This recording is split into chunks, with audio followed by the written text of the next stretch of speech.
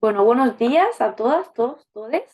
Estamos ya en el cuarto día del Congreso y hoy estamos con la mesa número 12 que lleva por nombre Política, Economía y Medio Ambiente. La mesa de hoy está compuesta por cuatro exposiciones. Tenemos una mesa interdisciplinaria, gente del ámbito de la arquitectura, de la historia, de las ciencias de la comunicación y también de la ingeniería industrial. Entonces, la dinámica que vamos a trabajar es que vamos a empezar con las exposiciones que tenemos, las primeras dos, y nos faltaba una expositora, si no estoy mal. Vamos a ver si se suma y si no, ahí vamos viendo el orden de las exposiciones. Primero que todo, vamos a empezar con la exposición de Carolina Soledad Valdés, que es del Máster Integrado en Diseño Arquitectónico y nos va a presentar un trabajo ya concluido de su magíster, que entiendo que terminó también ya este año, y lleva por título Rojas, Plan de Conservación Sostenible para la Arquitectura Vernácula de Tierra en el Valle del Elqui, caso Capilla Nuestra Señora de Lourdes, en la localidad de Dos Pinos. Bueno, comentar que Carolina Soledad ha sido también coinvestigadora del proyecto que trabaja esta línea, Patrimonio Vernáculo de Tierra en Deterioro en el Valle del Elqui, Catastro, Diagnóstico y Lineamientos para su Rehabilitación, que es, por cierto, licenciada en Arquitectura, del Máster Integrado en Diseño Arquitectónico. También tiene varias publicaciones que tienen relación con el tema, y además actualmente es docente en la Escuela de Arquitectura de la universidad. Entonces, sin más por el momento, damos paso a Carolina para que nos pueda compartir su presentación. Tiene 20 minutos para exponer a Prox. Yo, si quieres, te puedo avisar cuando falte unos 5 minutos por el chat o haciendo como un gesto con el emoji en la pantalla para que Ya. sepas. Muchas gracias, Ana. Buenos días a todos y a todas. Espero que, bueno, que estén muy bien. Yo voy a empezar a compartir pantalla y ahí estamos, ¿cierto? ¿Se ve? Sí, ¿Sí? ok. Y ahí se ve completa. Perfecto. Gracias. Sí, bueno, como decía Ana, eh, perdón, la portada. ¿Ya? Ahí sí, ahí está la portada. Mi proyecto se titula Plan de Conservación Sostenible para la Arquitectura Vernácula de Tierra en el Valle del Elqui, y el caso es la Capilla Nuestra Señora de Lourdes de Dos Pinos. ¿Ya? Eh, bueno, este trabajo, el objetivo principal, ¿lo cierto? O lo que busca promover su propósito, es promover, ¿cierto?, la conservación sostenible de estas arquitecturas sin salvaguarda, ¿ya? Especialmente de aquellas edificaciones de características modestas, de valor patrimonial inminente y que se encuentran con algún grado de deterioro importante, lo que está actualmente poniendo en riesgo su permanencia en el tiempo y también la permanencia, ¿cierto?, de las culturas constructivas locales bueno, y todo en la estructura sociocultural también de muchas zonas de nuestro país, ¿ya? Para este propósito se ha seleccionado un caso de estudio del proyecto de investigación Semilla DC, como mencionaba Ana, que se llama, ¿cierto?, Patrimonio Vernáculo de Tierra en Deterioro en el Valle del Elqui, Catastro, Diagnóstico y Lineamientos para su Rehabilitación. Es un proyecto que que ya hemos finalizado su ejecución. Estamos prontos a presentar estos resultados a final de año en el Museo Gabriela Mistral en Vicuña. Ahora en 2 semanitas más viajamos con el equipo de la USACH y también estamos trabajando con una docente de la Escuela de Arquitectura de la Universidad de La Serena. Por lo tanto, es un proyecto entre dos universidades, ¿ya? Y bueno, uno de estos casos de este proyecto corresponde a la capilla. Y esta capilla es muy particular porque a pesar de que es una comunidad muy pequeñita, que está ubicada, ¿cierto?, en esta localidad conocida como Dos Pinos, está prácticamente en el anonimato, o sea, no aparece digamos, en las guías turísticas, está fuera también de cualquier como eh, de todo lo que tiene que ver con los, no sé, uno de repente va al Valle del Elqui por temas turísticos, ¿cierto? Va a la oficina de turismo, está como fuera como de la línea tradicional o de lo que se puede como visitar en el Valle del Elqui, ¿ya? Pero a pesar de eso, es una comunidad muy rica, son poquitas personas, y está ubicada entre dos localidades, entre Marquesa y entre Pelicaná, cercano al límite con La Serena, ¿ya? Como resumen, el resumen del resumen, para que no nos extendamos tanto, el objetivo principal de la investigación consistió en diseñar un plan de conservación sostenible para la arquitectura vernácula de tierra en el Valle del Elqui, tomando como caso esta capilla, para lo cual se estudió el estado de conservación de la edificación y se analizaron los planes o procesos de conservación más significativos llevados a cabo durante los últimos 12 años. Esto quiere decir, posterior al terremoto del año 2010, que también llegó a afectar la capilla, a pesar de su lejanía, ¿ya?, con la zona central. Con esta información se elaboró un plan de conservación adecuado a las condiciones y posibilidades actuales de la comunidad, de modo de otorgar viabilidad a un proceso que debiera ser mantenido en el tiempo de forma autónoma, ¿ya? Nos hemos dado cuenta, a partir de varias investigaciones y de proyectos en los que nos ha tocado participar como equipo y también en forma particular, que aquellos proyectos de rehabilitación o de restauración o de conservación que se llevan a cabo, ¿cierto?, en distintas localidades, cuando no cuentan con el apoyo de la comunidad, son prácticamente proyectos perdidos, ¿ya? Son financiamientos que quedan en el aire, que al cabo de 5 o 10 años vuelven a caer quizás en un estado de falta de mantención, y por lo tanto se hace inviable su conservación en el tiempo. Entonces lo que nosotros queremos es, con esto, o sea, lo que he querido en el fondo con esta investigación es un poco en poder darle opción a aquellas edificaciones que tienen, ¿cierto?, un arraigo en la comunidad y que tienen posibilidad de ser conservadas justamente por ese arraigo, ¿no? O sea, es decir, puede que este estudio deje fuera algunas edificaciones que en el futuro, quizás por esa falta de participación o por esa falta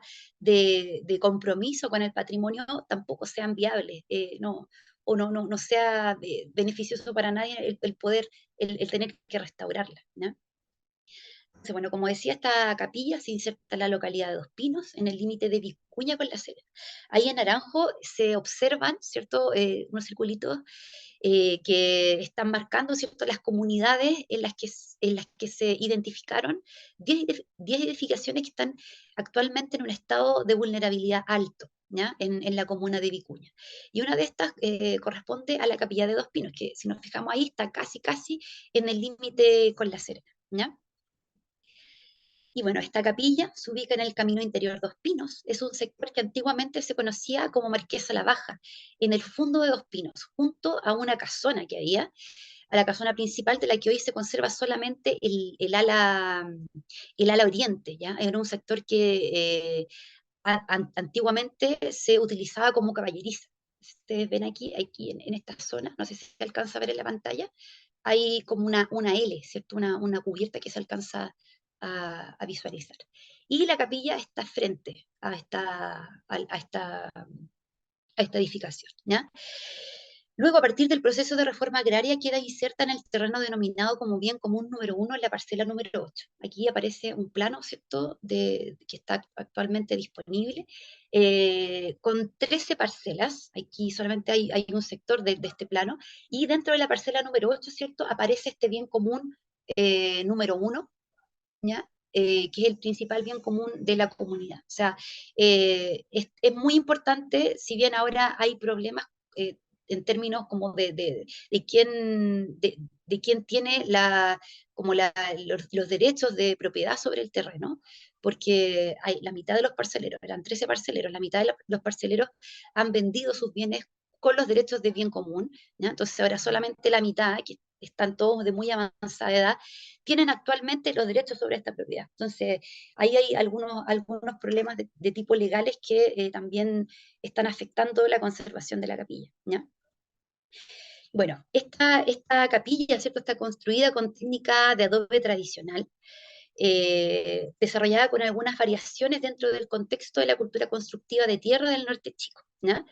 La tipología de la capilla se compone de un espacio longitudinal con cubierta a dos aguas, abarcando una superficie aproximada de 114, 115 metros cuadrados, ¿ya?, con una longitud de aproximadamente 16 metros y transversalmente de 7 metros aproximadamente, ¿ya? Está construida a partir de una armadura de par y nudillo encielada en la cubierta. Se compone también de un espacio cúbico ubicado hacia el sector norponiente, que da posibilidades de acceso tanto desde el interior como del exterior de la capilla, y de un campanario que ustedes pueden ver acá, ¿ya? Que es un campanario que está fabricado o sea, está reconstruido, pero con materiales no, digamos, incompatibles con la estructura original, ¿ya? Más bien precarios.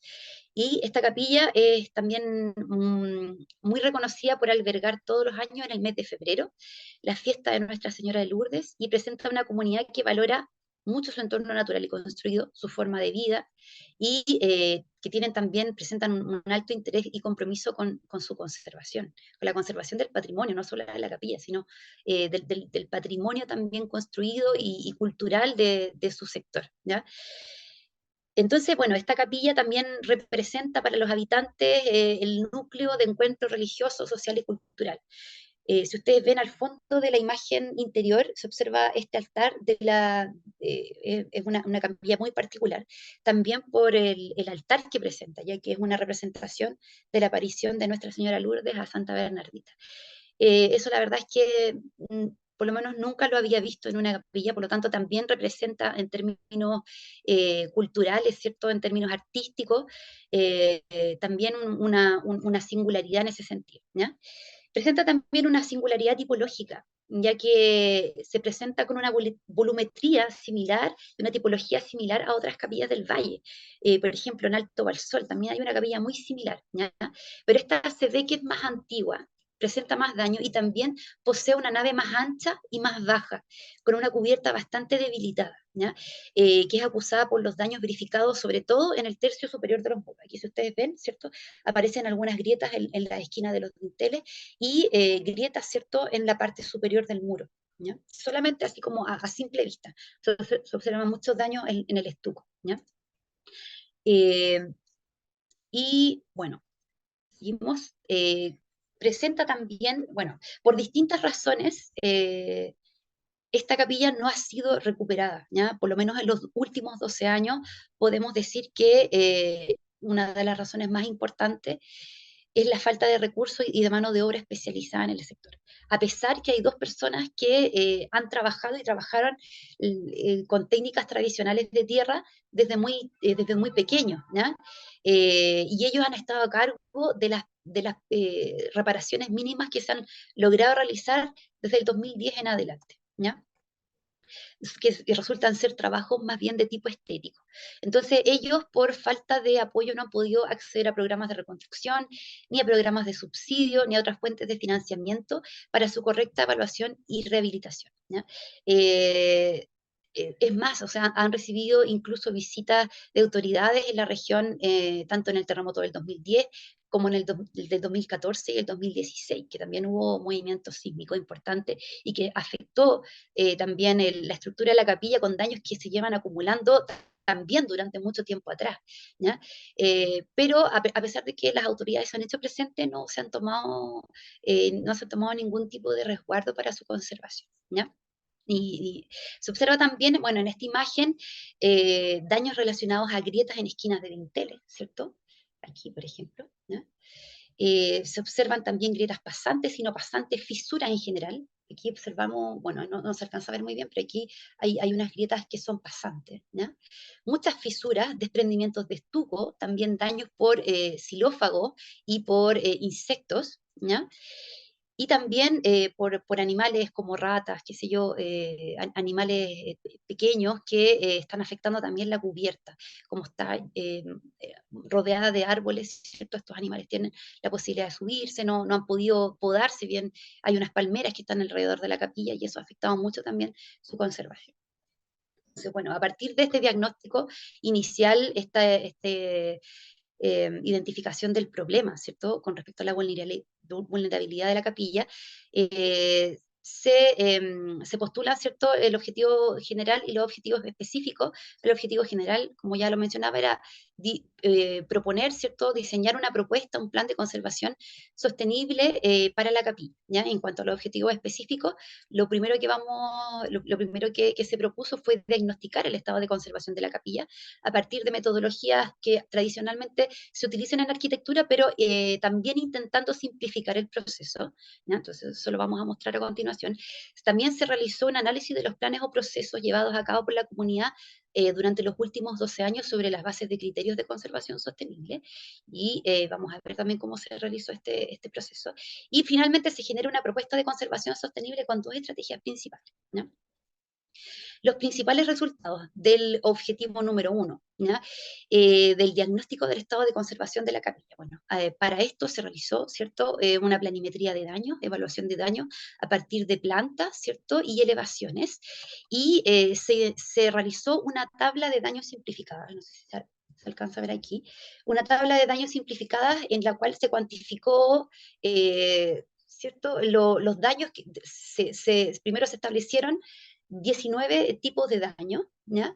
Y se estableció cuáles de estos daños pertenecían a qué fachada, ¿ya? Y a qué estructura, a qué parte de la estructura. Está el muro sur, muro oriente, muro norte, muro poniente, piso, cielo y estructura de cubierta.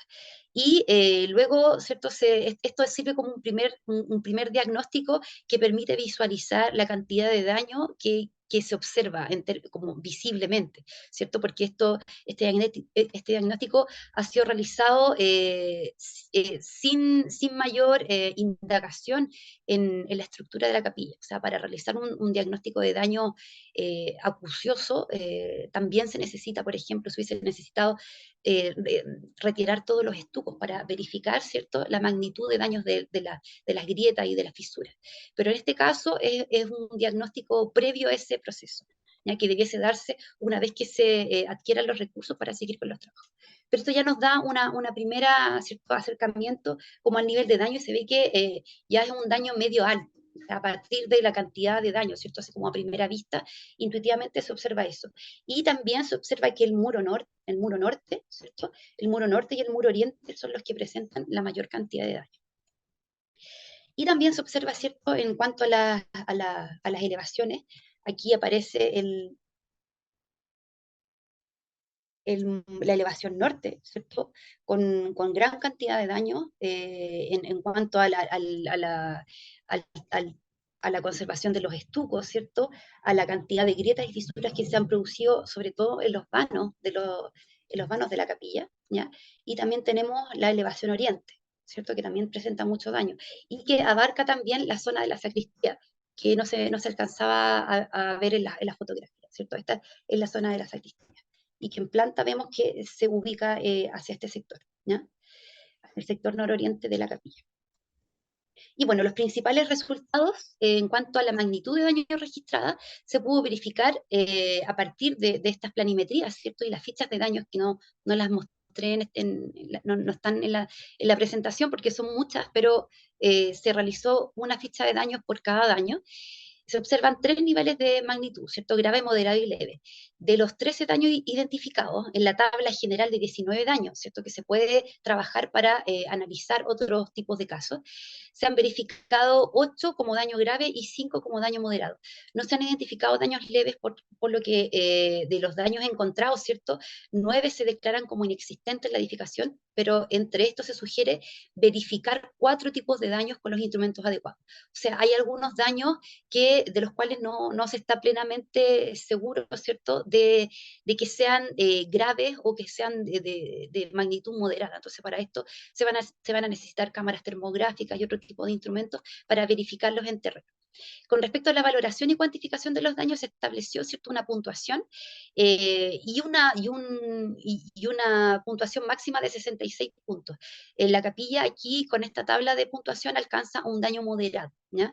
Alcanza los 34 puntos, y este daño moderado va de los 22 a los 44 puntos. Luego, con respecto al análisis global de las sinergias, que tiene que ver con el objetivo número 2, ¿cierto?, que es el análisis de los planes o procesos de conservación comunitaria, se elaboró, ¿cierto?, una matriz de análisis con 6 sinergias relacionadas con el concepto de conservación sostenible que hubo que también identificar, ¿cierto?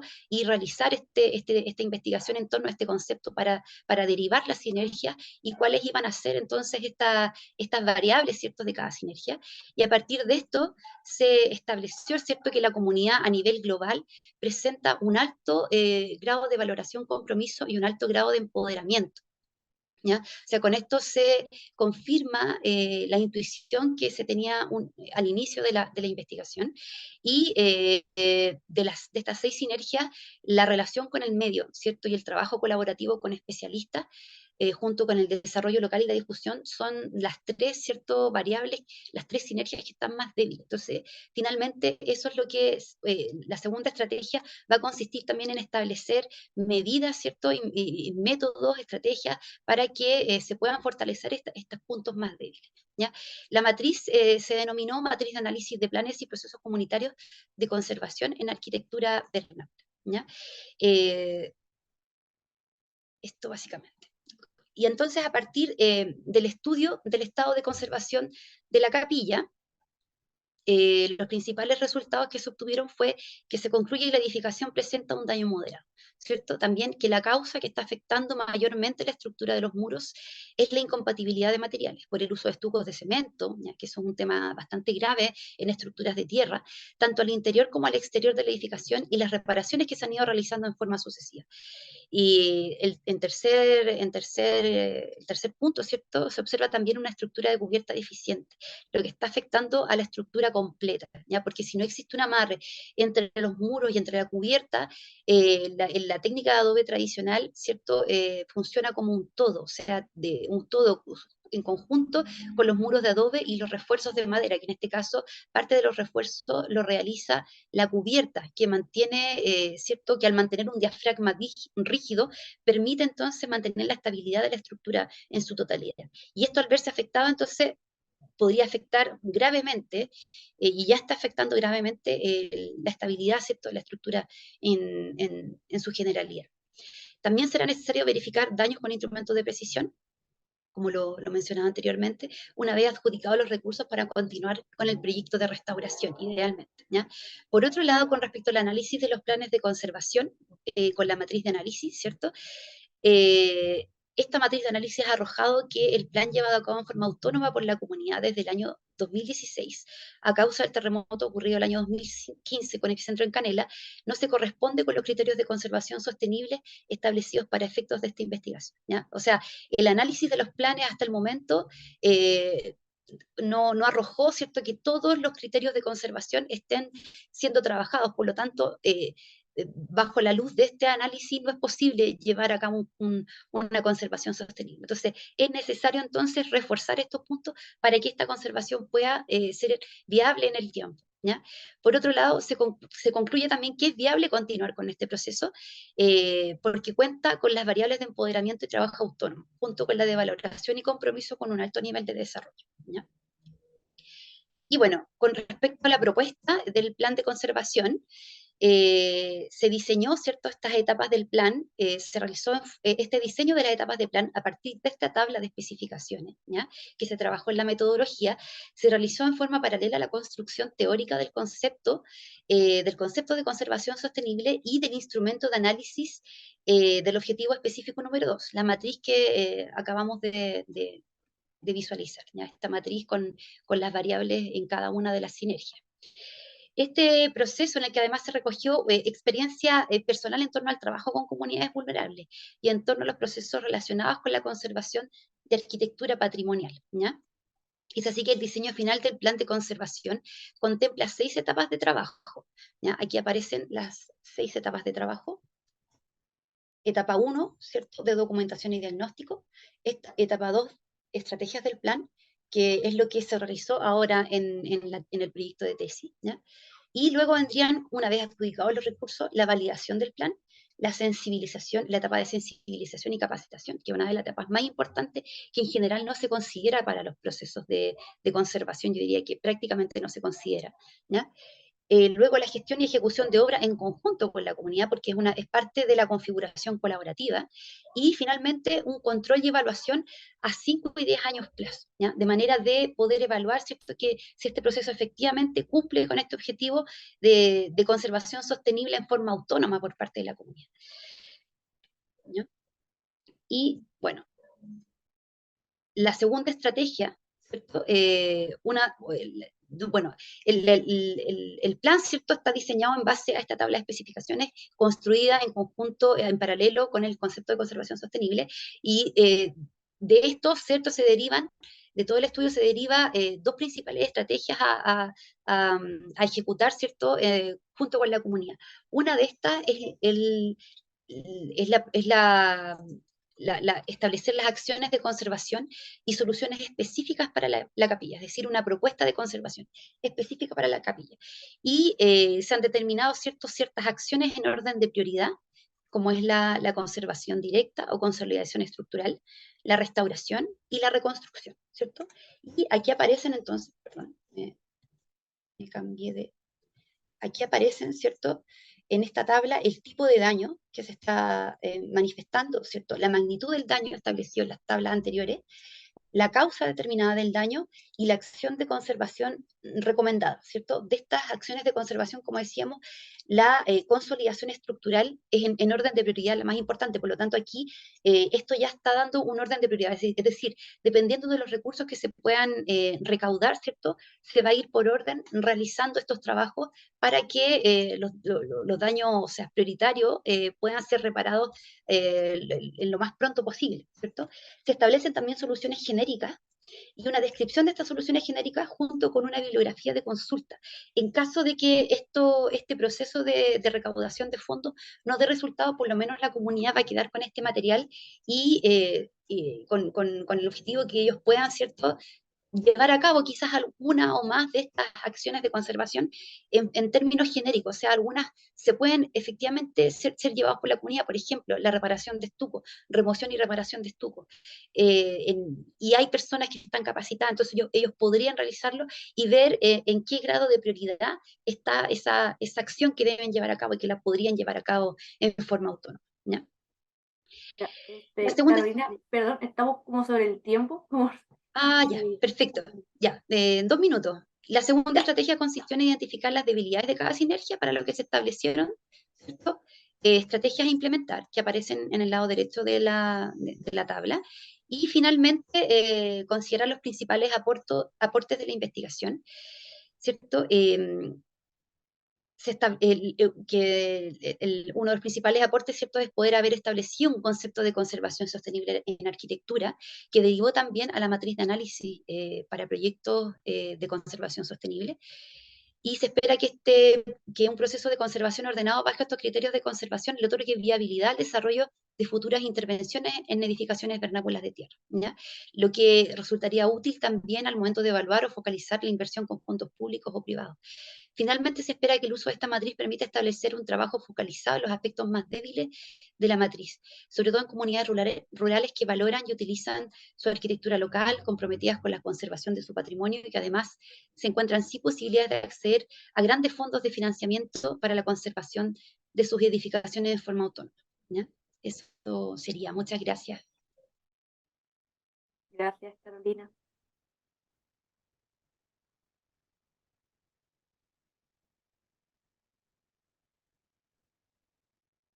Le doy la palabra a Sofía ahora para que presente a la siguiente expositora.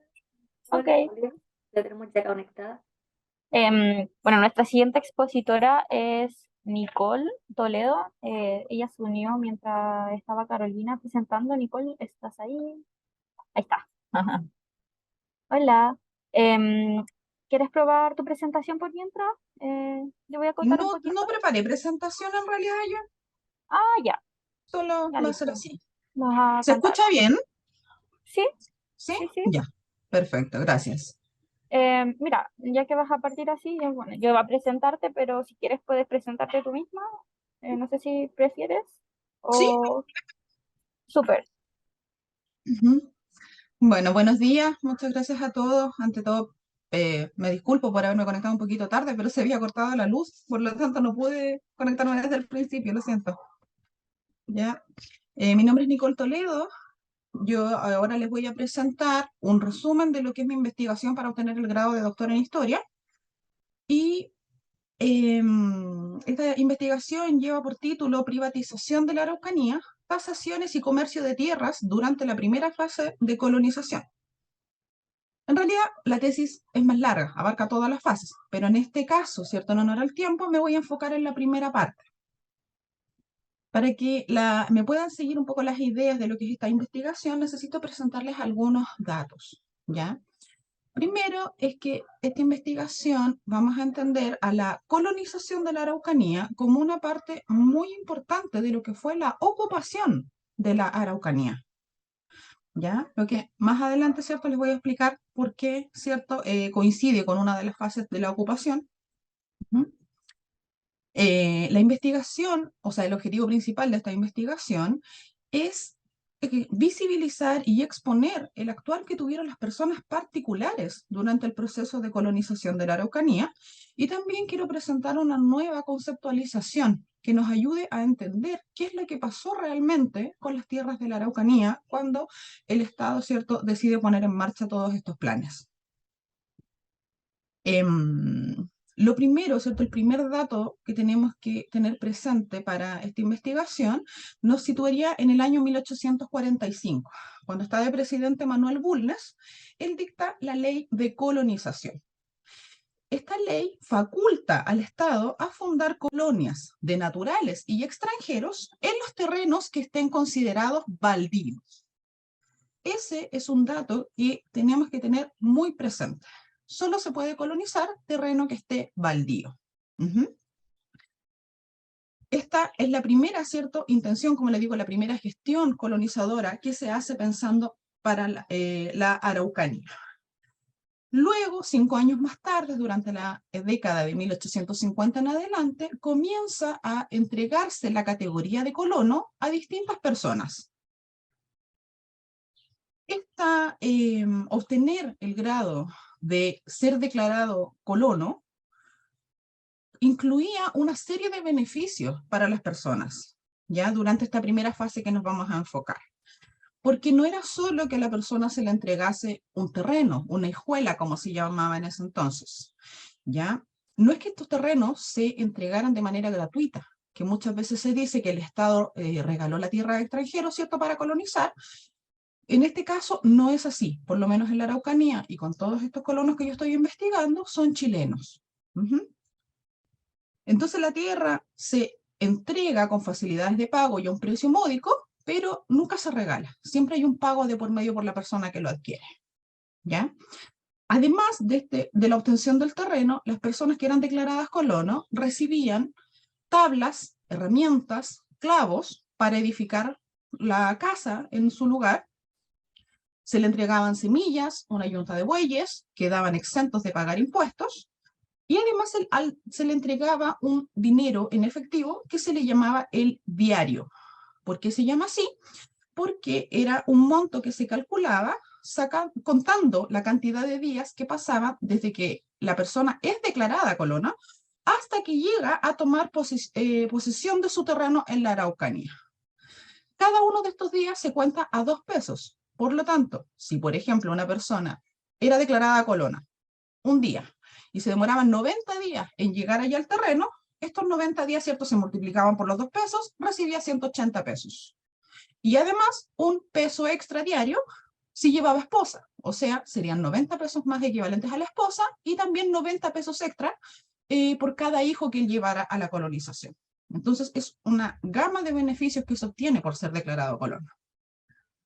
Ante esta situación de que es tan beneficioso inscribirse para ser colono, obviamente las solicitudes, ¿cierto?, se fueron multiplicando. Muchas personas comenzaron a inscribirse para ir a colonizar la Araucanía y, por lo tanto, este como auge, ¿cierto?, este interés en ir a colonizar la Araucanía, produjo que se hiciera una modificación.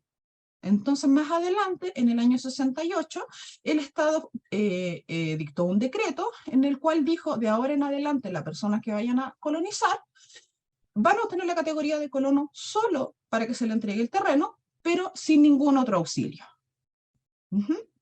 Entonces vamos teniendo esa idea un poco en la mente y nos vamos situando ahora en la década de 1860, que es cuando las personas comienzan ya a llegar a tomar posesiones de sus terrenos en la Araucanía. Como les digo, es mucha gente la que está interesada, y durante esta década se dictaron dos leyes que son fundamentales también para entender todo lo que está pasando. Una de estas leyes fue la del 15 de julio de 1869, en la cual el Estado decretó que las zonas de Angol, Lebu e Imperial se considerarían terrenos de colonización. Y al año siguiente se dictó otra ley donde se dijo que lo que era la provincia de Arauco, que siempre se había identificado como el terreno indígena, ¿cierto?, mapuche, desde siempre, se deja de considerar territorio indígena. Por lo tanto, al dejar de considerarlo territorio indígena, se suprimió la figura del protector de indígenas, que era el encargado de velar porque las transacciones de terreno que se hicieran, ¿cierto?, entre comunidades o entre individuos de la comunidad con personas de afuera, fueran transacciones legales y que tuvieran un precio acorde a la cantidad de hectáreas o de terreno que estuvieran vendiendo. Eso se suprime con estas dos leyes. Y el último dato fundamental, antes de entender todo lo que pasa con la colonización, es que se genera también otra ley en el 70, en el cual todo lo que también era la provincia de Arauco se cambia de nombre. Y ahora se pasa a llamar Territorio de Colonización de Angol, lo cual incluía toda la zona de la provincia de Arauco, además de los departamentos de Traiguén y Coyipulli. Y esto, que puede ser una medida muy sencilla, como cambiarle el nombre, ¿cierto?, no lo es. Y tiene alcances tremendos para lo que pasó con las tierras en la Araucanía. ¿Por qué? Porque, como yo les dije al principio, la ley de colonización dice que solo se puede colonizar un terreno baldío. Entonces, al declarar la zona completa como terreno de colonización, que es la zona que hoy en día conocemos como la provincia de Malleco completa, al declarar el terreno de colonización, estamos diciendo que la zona está baldía. Por lo tanto, se está invisibilizando por completo a todas las personas que ahí vivían. ¿Ya? Datos para tener en cuenta. ¿Qué ocurre con las personas, cierto, que van a hacer la colonización? Metodológicamente, lo que yo hice fue buscar todas las listas con personas que fueron declaradas colonos desde que se dictó la ley del 45 hasta el año 80 aproximadamente. Crucé todas esas listas y elaboré una lista única, ¿cierto?, con los nombres de todas esas personas que fueron declaradas colonos. Son 398 personas. Y estas 398 personas tenían que cumplir 3 requisitos para que obtuvieran el título de dominio del terreno que se les había entregado. Eran 3 requisitos que son sumamente entendibles. El primero es que cercaran la hijuela que se les había entregado. El segundo es que hubieran edificado su casa. Y el tercero es que tuvieran alguna parte del terreno sembrado. Habiendo ocurrido esto, habiendo pasado 5 o 10 años, dependiendo, en algunos casos decían 5, a veces 10, iban a ir a revisarlo y si la persona cumplía con estas normas, se le iba a otorgar el título de dominio definitivo del terreno. ¿Cómo se identificaron estos terrenos? El Estado autorizó a una comisión de ingenieros que está liderada por el alemán Theodor Schmidt para que fuera a hacer la mensura y la hijuelación de los terrenos, ¿cierto?, la parcelación. Y este personaje hizo un trabajo gigantesco, porque él se internó en la Araucanía, iba, ¿cierto?, con hojas, con lápices, y él iba dibujando a pulso todas las localidades. Por ejemplo, iba, no sé, a los sauces y dibujaba: esta parte es bosque, esta parte tiene un río, acá hay una montaña, acá hay comunidad indígena, acá hay familia indígena, por lo tanto ese terreno no está baldío, no se puede tocar. Dejaba todo identificado. Y él enviaba los informes a Santiago, ¿cierto?, diciendo, por ejemplo, en esta zona se pueden entregar no sé, 20 hijuelas para colonización.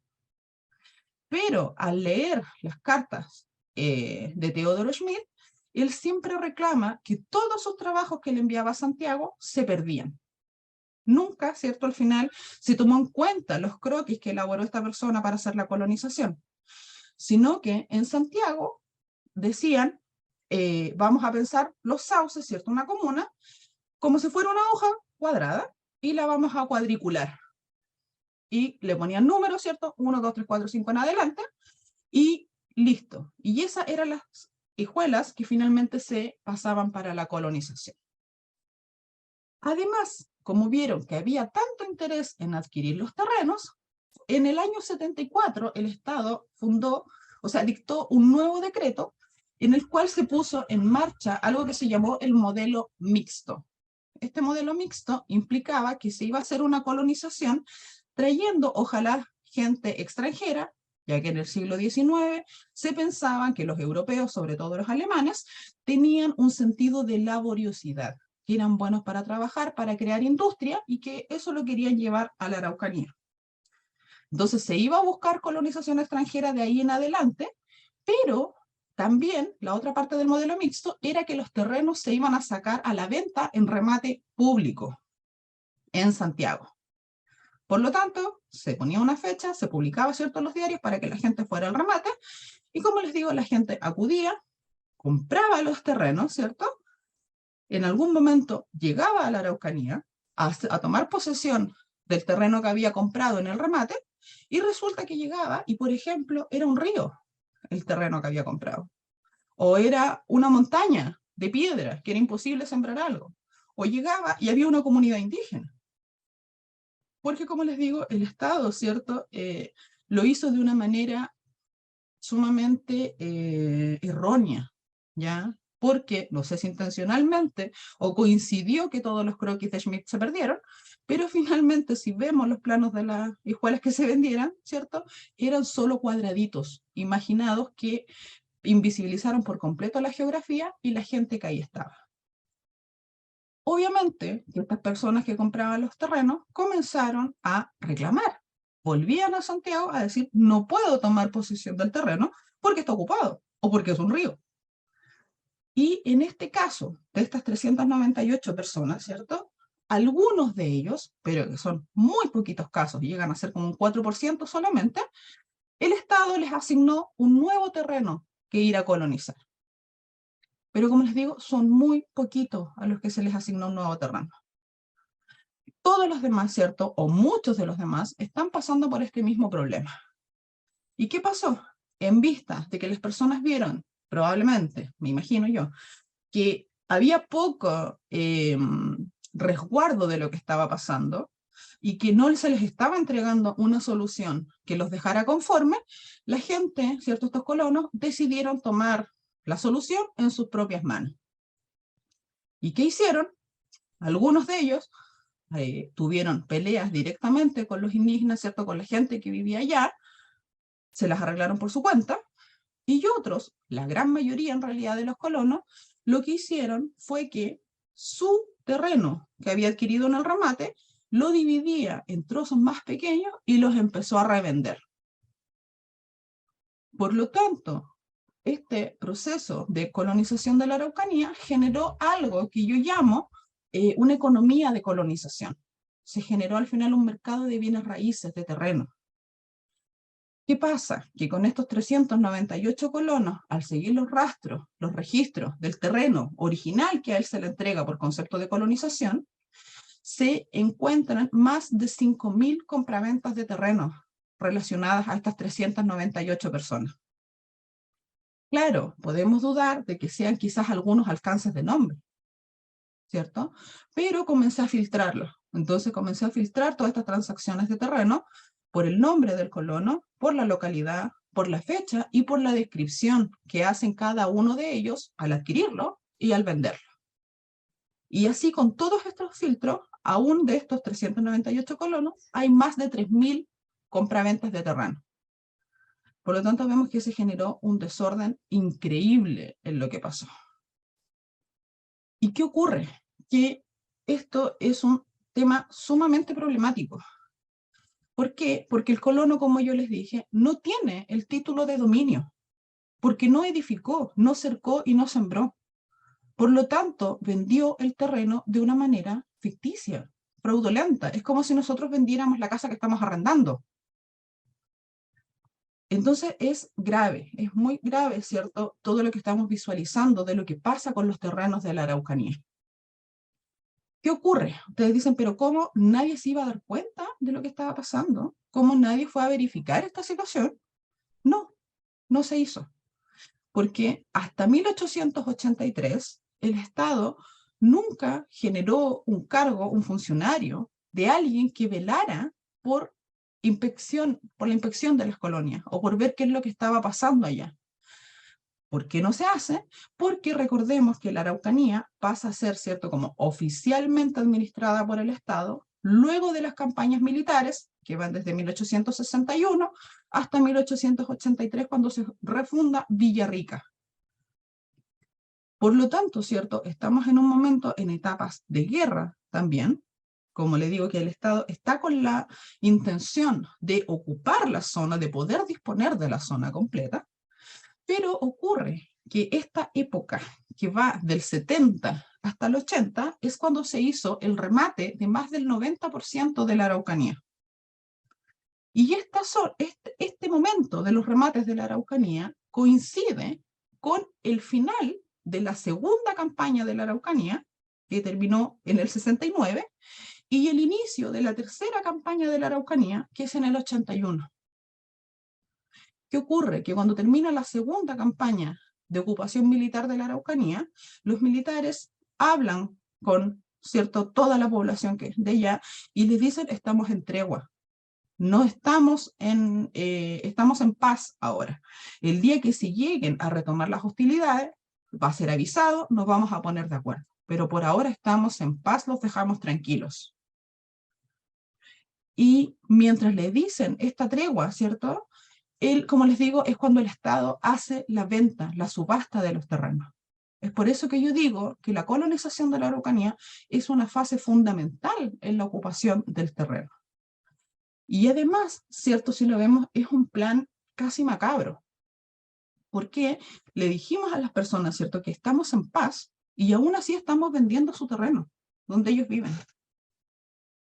Y luego, ¿cierto?, que cuando pasó toda esta década, donde se están rematando los terrenos, donde están llegando los colonos a ocupar el terreno, ¿cierto?, desmilitarizamos la zona, pero estamos enviando a otros colonos para allá. Y además, ¿cierto?, el Estado está ganando mucho, mucho dinero con la venta de los terrenos que están haciendo con las subastas en Santiago. Y justamente coincide nuevamente que la tercera campaña de ocupación de la Araucanía se lee en todas partes que el ejército fue mucho más grande, fue mucho mejor equipado, tenían mejores armas, habían renovado todo. Entonces también nos da para pensar si es que estos ingresos que el Estado generó por la venta de los terrenos de la Araucanía, además se hubiesen invertido en el pago y las mejoras para los militares para terminar la campaña de ocupación. Que finalmente, como les digo, esta tercera campaña fue donde se asesinó y se arrasó con la población. Se quemaron terrenos, se quemaron viviendas, se robaron animales, fue la fase más terrible.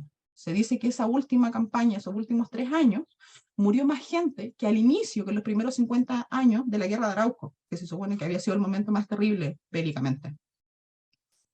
Por lo tanto, vemos que todo este plan, ¿cierto?, de la colonización tiene alcances mucho más grandes de lo que uno se imaginaba inicialmente. ¿Qué pasa? Que obviamente las personas siguen reclamándole al Estado que no pueden hacer uso de los terrenos, que hay un desorden, que hay un desastre, ¿cierto?, finalmente, con los terrenos que compraron. Y en algún momento el Estado decide ya como lavarse las manos un poco con esta situación y se retira. Se retira de la colonización y le cede la colonización, todas las gestiones colonizadoras, a la Sociedad Nacional de Agricultura en el año 1883. Y la Sociedad Nacional de Agricultura le dice al Estado, ok, yo me voy a hacer cargo de aquí en adelante, pero exijo que existan fiscalizadores y secretarios de colonización. Secretarios para que vayan registrando a quién, ¿cierto?, se le había vendido el terreno, a quién se le entregó por concepto de colonización y quién está aquí ahora actualmente, para poder como poner ya un orden a lo que estaba pasando. Y el fiscalizador, ¿cierto?, que era el que tenía que ir a revisar, ¿cierto?, como parcela por parcela, hijuela por hijuela, qué es lo que estaba pasando con los terrenos. Recién ahí, por lo tanto, tenemos 23 años, desde 1860, ¿cierto?, cuando empiezan a llegar los colonos allá, hasta 1883, en que no hubo ningún tipo de revisión de las transacciones que se estaban haciendo de terreno. Finalmente, cuando se pone en marcha, ¿cierto?, estos cargos de los fiscalizadores, se internan en la Araucanía y empiezan a hacer su trabajo, a revisar qué es lo que está pasando. Y como ustedes se podrán imaginar en base a todo lo que yo les esté contando, ¿cierto?, se verificó que las personas que cumplieron con la norma de colonización fueron sumamente pocos. La verdad es que de los 398 colonos, solamente 48 de ellos obtuvieron el título de dominio oficial de su terreno porque cumplieron la norma, lo que equivale a un 9,5% de cumplimiento de la norma de colonización. Por lo tanto, tenemos un 91% de transacciones de terrenos en la Araucanía que no son legítimas. Es tremendo, ¿cierto? Si lo visualizamos en número, es tremendo lo que ocurrió. Y finalmente, este 91% implica que gracias, ¿cierto?, a todas, o gracias o por desgracia, de todas estas transacciones ilegales, finalmente lo que podemos visualizar es el origen de los grandes latifundios de la Araucanía que hoy en día están en manos de las forestales. Entonces, vemos, ¿cierto?, que la colonización es mucho más de lo que nos imaginamos. Y que esta colonización, que originalmente Benjamín Vicuña Maquena, que era el intendente, que hizo todo lo que fue el plan, ¿cierto?, de la idea de la colonización, que él decía la colonización se va a realizar para cohesionar a la nación, para unificar la cultura, dice él. Esto es una meta humanitaria, para que todos seamos iguales. Finalmente vemos que de esta meta humanitaria que propagandea, ¿cierto?, el Estado, no tiene nada. Y que siempre hay un afán de tipo comercial, porque finalmente, como les digo, se hace un mercado de bienes raíces y el Estado gana mucho dinero con las subastas de terreno. Eso es más o menos la investigación que yo les quería presentar. Muchas gracias. Muchas gracias a ti, Nicole. Muy interesante todo tu trabajo. La verdad, yo no tengo palabras. Gracias. Porque de verdad que no tengo palabras. Bueno, más adelante vamos a volver a hablar contigo en la etapa de las preguntas y comentarios. Por mientras vamos a darle paso al siguiente orador, que lo va a presentar Ana. Bueno, muchas gracias también, Nicole, por la exposición, súper completa. Damos paso ahora a Javier Gallegos Gambino, que le he visto por ahí conectado. Acá estoy. Hola, ¿qué tal? Hola, buenos días. Buenos ¿Quiere días. compartir por mientras en lo que vamos presentando? Sí, Bueno, voy a compartir. Javier Gallegos es de profesión abogado y en este momento está estudiando el magíster en Ciencias de la Comunicación y nos va a compartir su trabajo que está en desarrollo, que lleva por título Comunicación e Industria Salmonera en Chiloé, carencia de los dispositivos que informan el inicio o modificación de un proyecto, análisis desde las percepciones, intereses y motivaciones de las comunidades en torno a la defensa del lugar y la regulación de los procesos de participación ciudadana.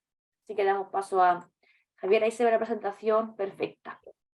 Gracias. Gracias. Muchas gracias. Un saludo a todos y todas quienes están presentes en esta exposición.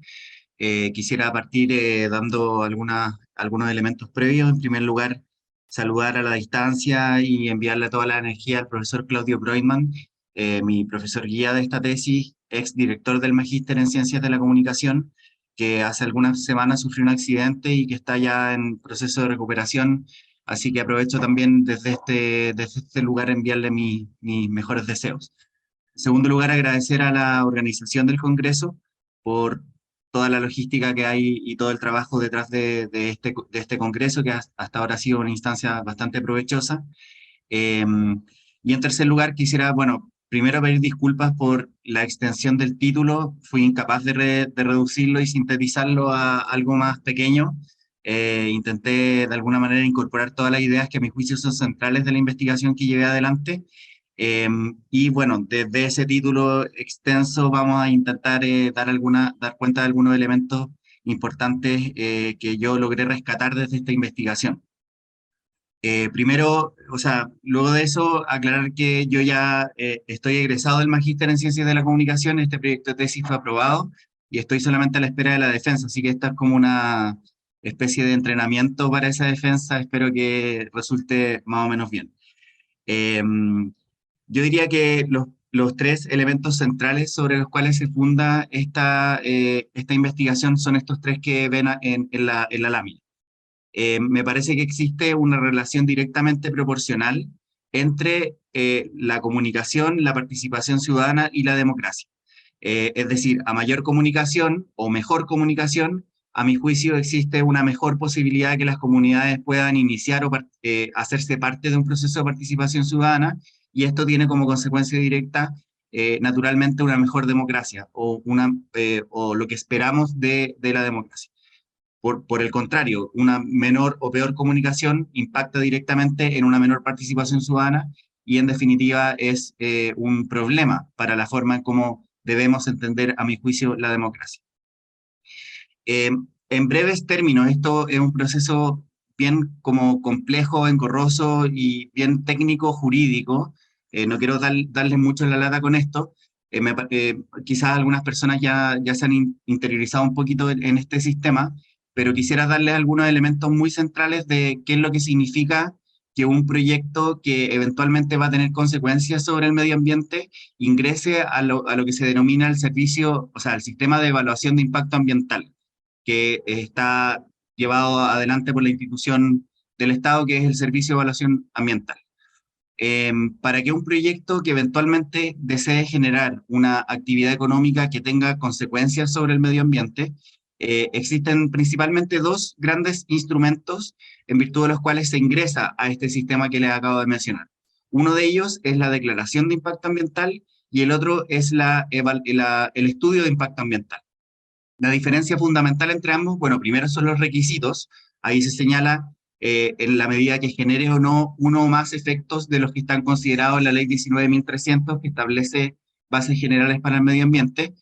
Y otra diferencia, que es la más fundamental para el objeto de la investigación que hoy les voy a presentar, tiene que ver con la obligatoriedad de iniciar y llevar adelante un proceso de participación ciudadana. En términos generales, el proceso de participación ciudadana lo que busca es involucrar a las comunidades en el desarrollo, presentación y análisis de las eventuales consecuencias de una industria de esta naturaleza. Mi estudio está centrado principalmente en el segundo mecanismo, es decir, en la declaración de impacto ambiental, aquel que no exige obligatoriamente el inicio de un proceso de participación ciudadana, sino que más bien está sujeto a ciertas condiciones que vamos a analizar a continuación. Acá tenemos dos normas de la ley 19.300 que son el punto de partida del estudio que yo llevé adelante, particularmente en la Isla Grande de Chiloé. Se me olvidó decir como paréntesis que esta tesis está enmarcada dentro de un proyecto Fondesit que está dirigido por el profesor Broyman y que tiene que ver justamente con la forma en cómo las comunidades, sus distintos saberes y conocimientos se desenvuelven en lo que entendemos como un conflicto socioambiental en términos muy generales. El artículo 30 bis, como ustedes pueden apreciar en la pantalla, establece como un requisito que los proyectos que se ingresan al sistema de evaluación ambiental por vía de declaración de impacto ambiental deben necesariamente publicar un extracto que es, en resumidas cuentas, un resumen general de cuáles son los antecedentes del proyecto y cuáles son también las eventuales consecuencias que el proyecto va a generar sobre un determinado territorio. Ese requisito dice relación con el hecho de que debe publicarse este extracto en el diario oficial. Y por otra parte, el artículo 30, ter, digamos que es el siguiente de la misma ley, también establece un deber de que las empresas deben anunciar el inicio de este proyecto y su presentación a través de avisos radiales en medios locales de las comunas que eventualmente van a verse afectados o involucrados de alguna manera con esta actividad económica. ¿Cuál es la relevancia de este requisito legal de comunicar? Que desde que se publica el extracto en el diario oficial, como está destacado acá hacia el final, se cuenta con un plazo de 30 días para que las comunidades organizadas en organizaciones con personalidad jurídica o sumando un mínimo de 10 personas naturales puedan solicitar al Servicio de Evaluación Ambiental que se inicie un proceso de participación ciudadana.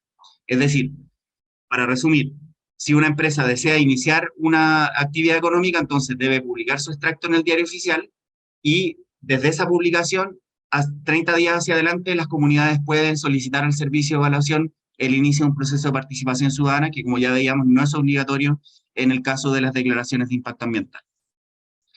Aquí yo les tengo una muestra que también se vincula como con el punto de partida de la investigación, que es un antecedente que yo rescaté de la plataforma del Servicio de Evaluación de Impacto Ambiental, donde existe una especie como de carpeta de antecedentes en donde se da cuenta de cada uno de los procedimientos que va llevando adelante la empresa que requiere iniciar una actividad económica.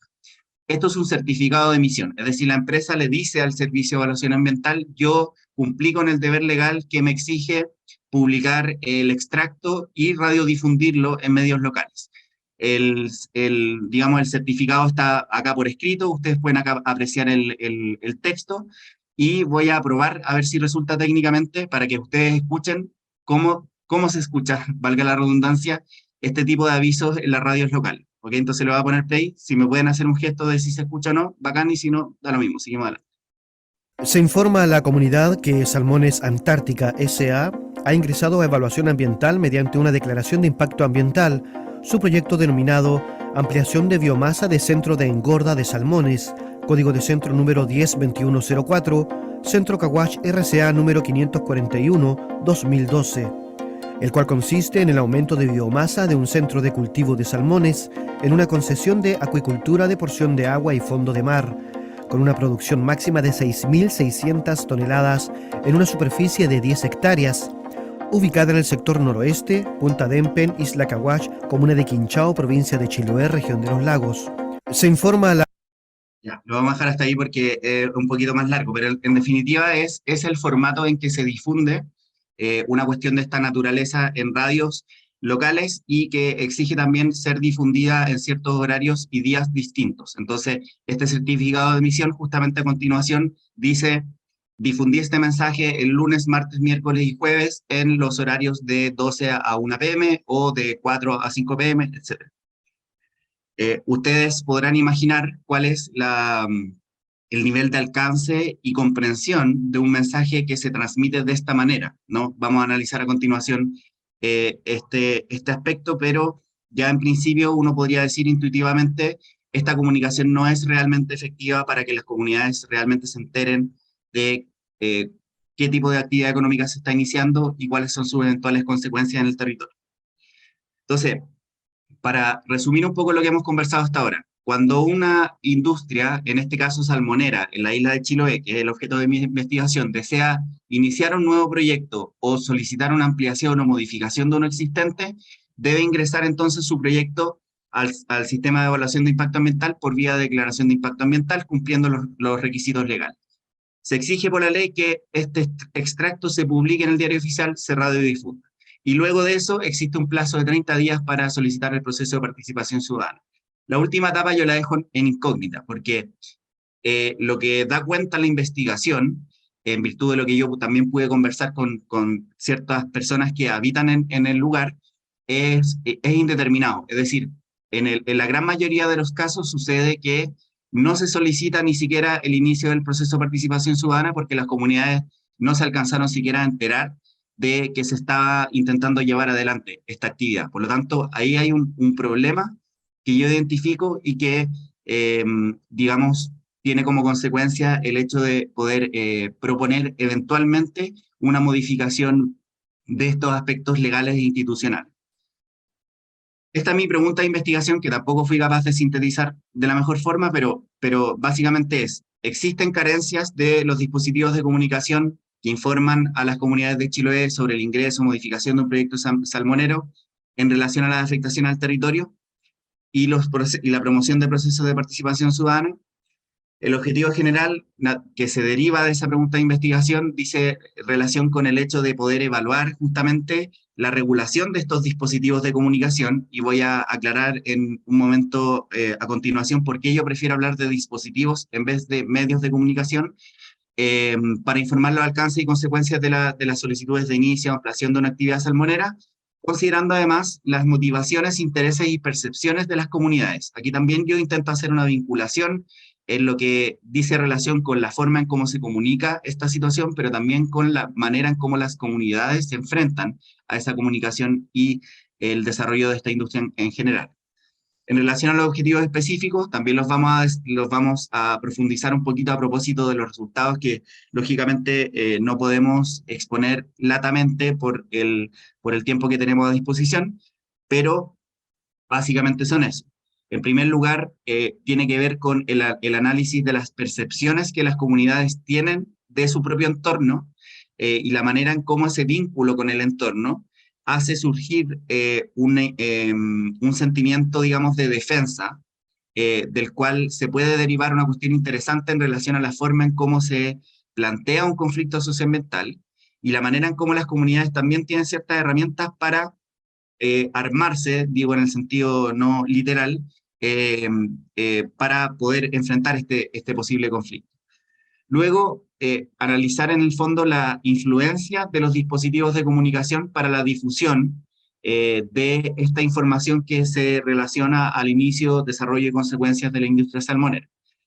En tercer lugar, un objetivo específico de mi investigación se trata de examinar precisamente el contenido de los avisos radiales como el que acabamos de escuchar, para saber en definitiva si es que está estructurado de la mejor manera para que produzca el impacto que se pretende, ¿no? Que es básicamente informar a las comunidades sobre esta situación. Y en tercer lugar, ya una cuestión más fome jurídica, ahí vicio de mi formación porque soy abogado, pero me pareció interesante también analizar comparadamente, digamos, cómo los distintos sistemas normativos que regulan esta industria en distintos países se hacen cargo también del tema comunicacional en general, ¿ok? Entonces, en relación al marco teórico, yo definí acá 4 como grandes elementos que de alguna manera también son como el eje o la columna vertebral de la investigación. En primer lugar, lo que a mi juicio es como el gran paraguas, digamos, que cubre todo el resto de los conceptos, dice relación con los conflictos socioambientales. Este concepto es súper autoexplicativo, no es necesario como leer demasiada literatura para entender de qué va, de qué trata, ¿no? Conflicto socioambiental, por ejemplo, es el que se produjo justamente en Chiloé el año 2016, a propósito de la marea roja, no sé si lo recuerdan, fue bastante mediático ese caso, donde justamente ahí hubo un problema con las consecuencias de la actividad salmonera y la forma en cómo las comunidades reaccionaron frente a esas consecuencias. Mi investigación, de alguna manera, intenta describir el momento inicial que eventualmente de atajarse podría evitar que estalle un conflicto socioambiental por consecuencias negativas en el medio ambiente o para las comunidades. El segundo eje teórico de mi investigación dice relación con el apego al lugar, que tiene que ver con lo que ya les mencionaba en relación a la forma en cómo las comunidades se vinculan con el entorno, desde un aspecto no solo físico, ¿no?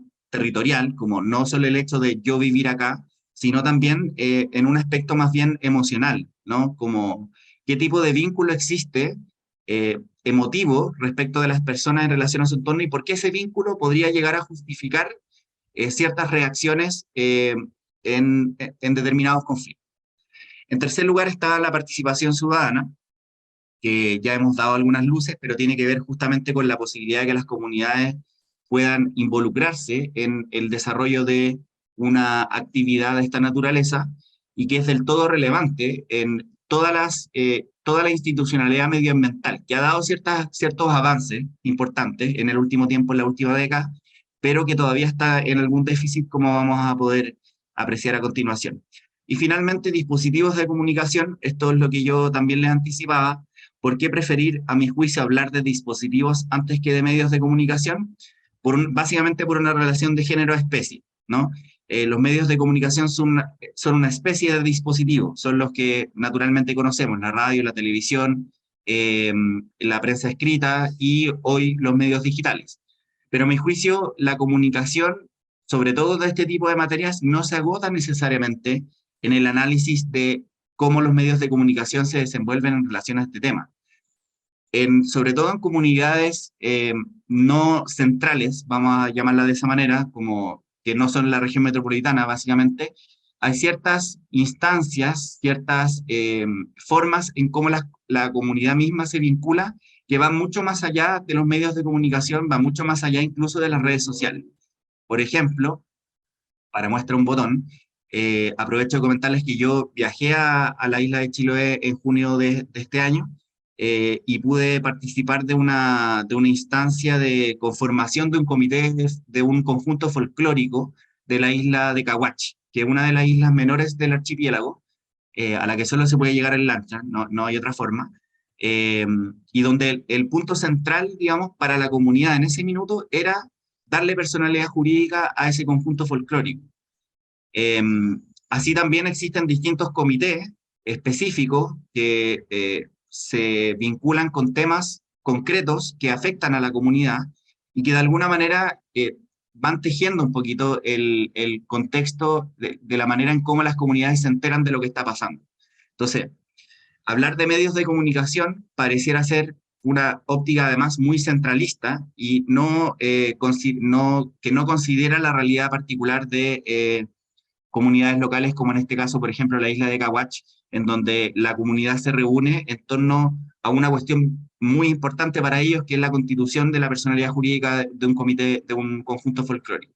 Entonces, ¿cómo podemos llegar ahí, desde esos lugares, también a comunicar lo que está pasando? ¿Okay? Tenemos unos 5 minutos más, Javier, porque nos queda una exposición todavía y para que haya luego un tiempo de preguntas. Sí, ok, bueno, me queda poquito, así que termino. En relación a la metodología, bueno, naturalmente se trata de un estudio cualitativo, y las herramientas que yo utilicé fueron, en primer lugar, las entrevistas semiestructuradas, presenciales, en la oportunidad que tuve de viajar, y de la transcripción de estas entrevistas pude realizar un análisis de discurso, un análisis de contenido de los mensajes radiales y un análisis comparativo de las regulaciones que ya veíamos a propósito de los distintos sistemas normativos en país.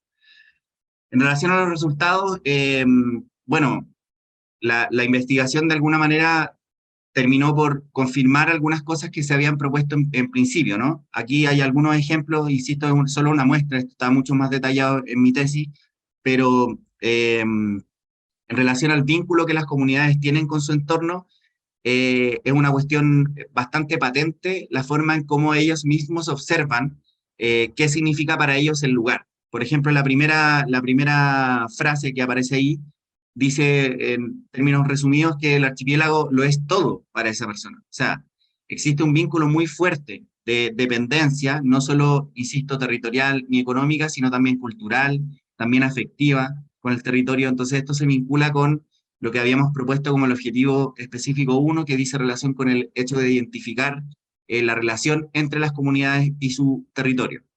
En segundo lugar, también entrevisté no solo a habitantes de la isla de Chiloé, sino también a habitantes que además ejercen alguna labor de comunicaciones. Pude entrevistar a personas que trabajan en medios locales como la Radio Chiloé, la Radio Estrella del Mar, el diario La Estrella, y en general la conclusión de las conversaciones que tuve con ellos es que la forma en cómo se comunican estos temas dice relación más bien con una cuestión reactiva, es decir, solamente en el evento de que exista una consecuencia negativa para las comunidades, entonces recién ahí se va a comunicar en modo de noticia, más que otra cosa.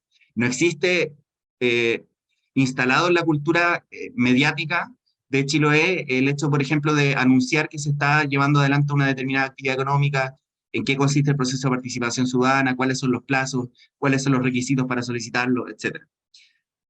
Luego, el análisis de contenido, que se vincula con el objetivo específico 3, que tiene que ver con mensajes radiales que ya tuvimos una muestra en esta presentación, excesivo tecnicismo y falta de claridad, es una cuestión que uno puede intuitivamente analizar.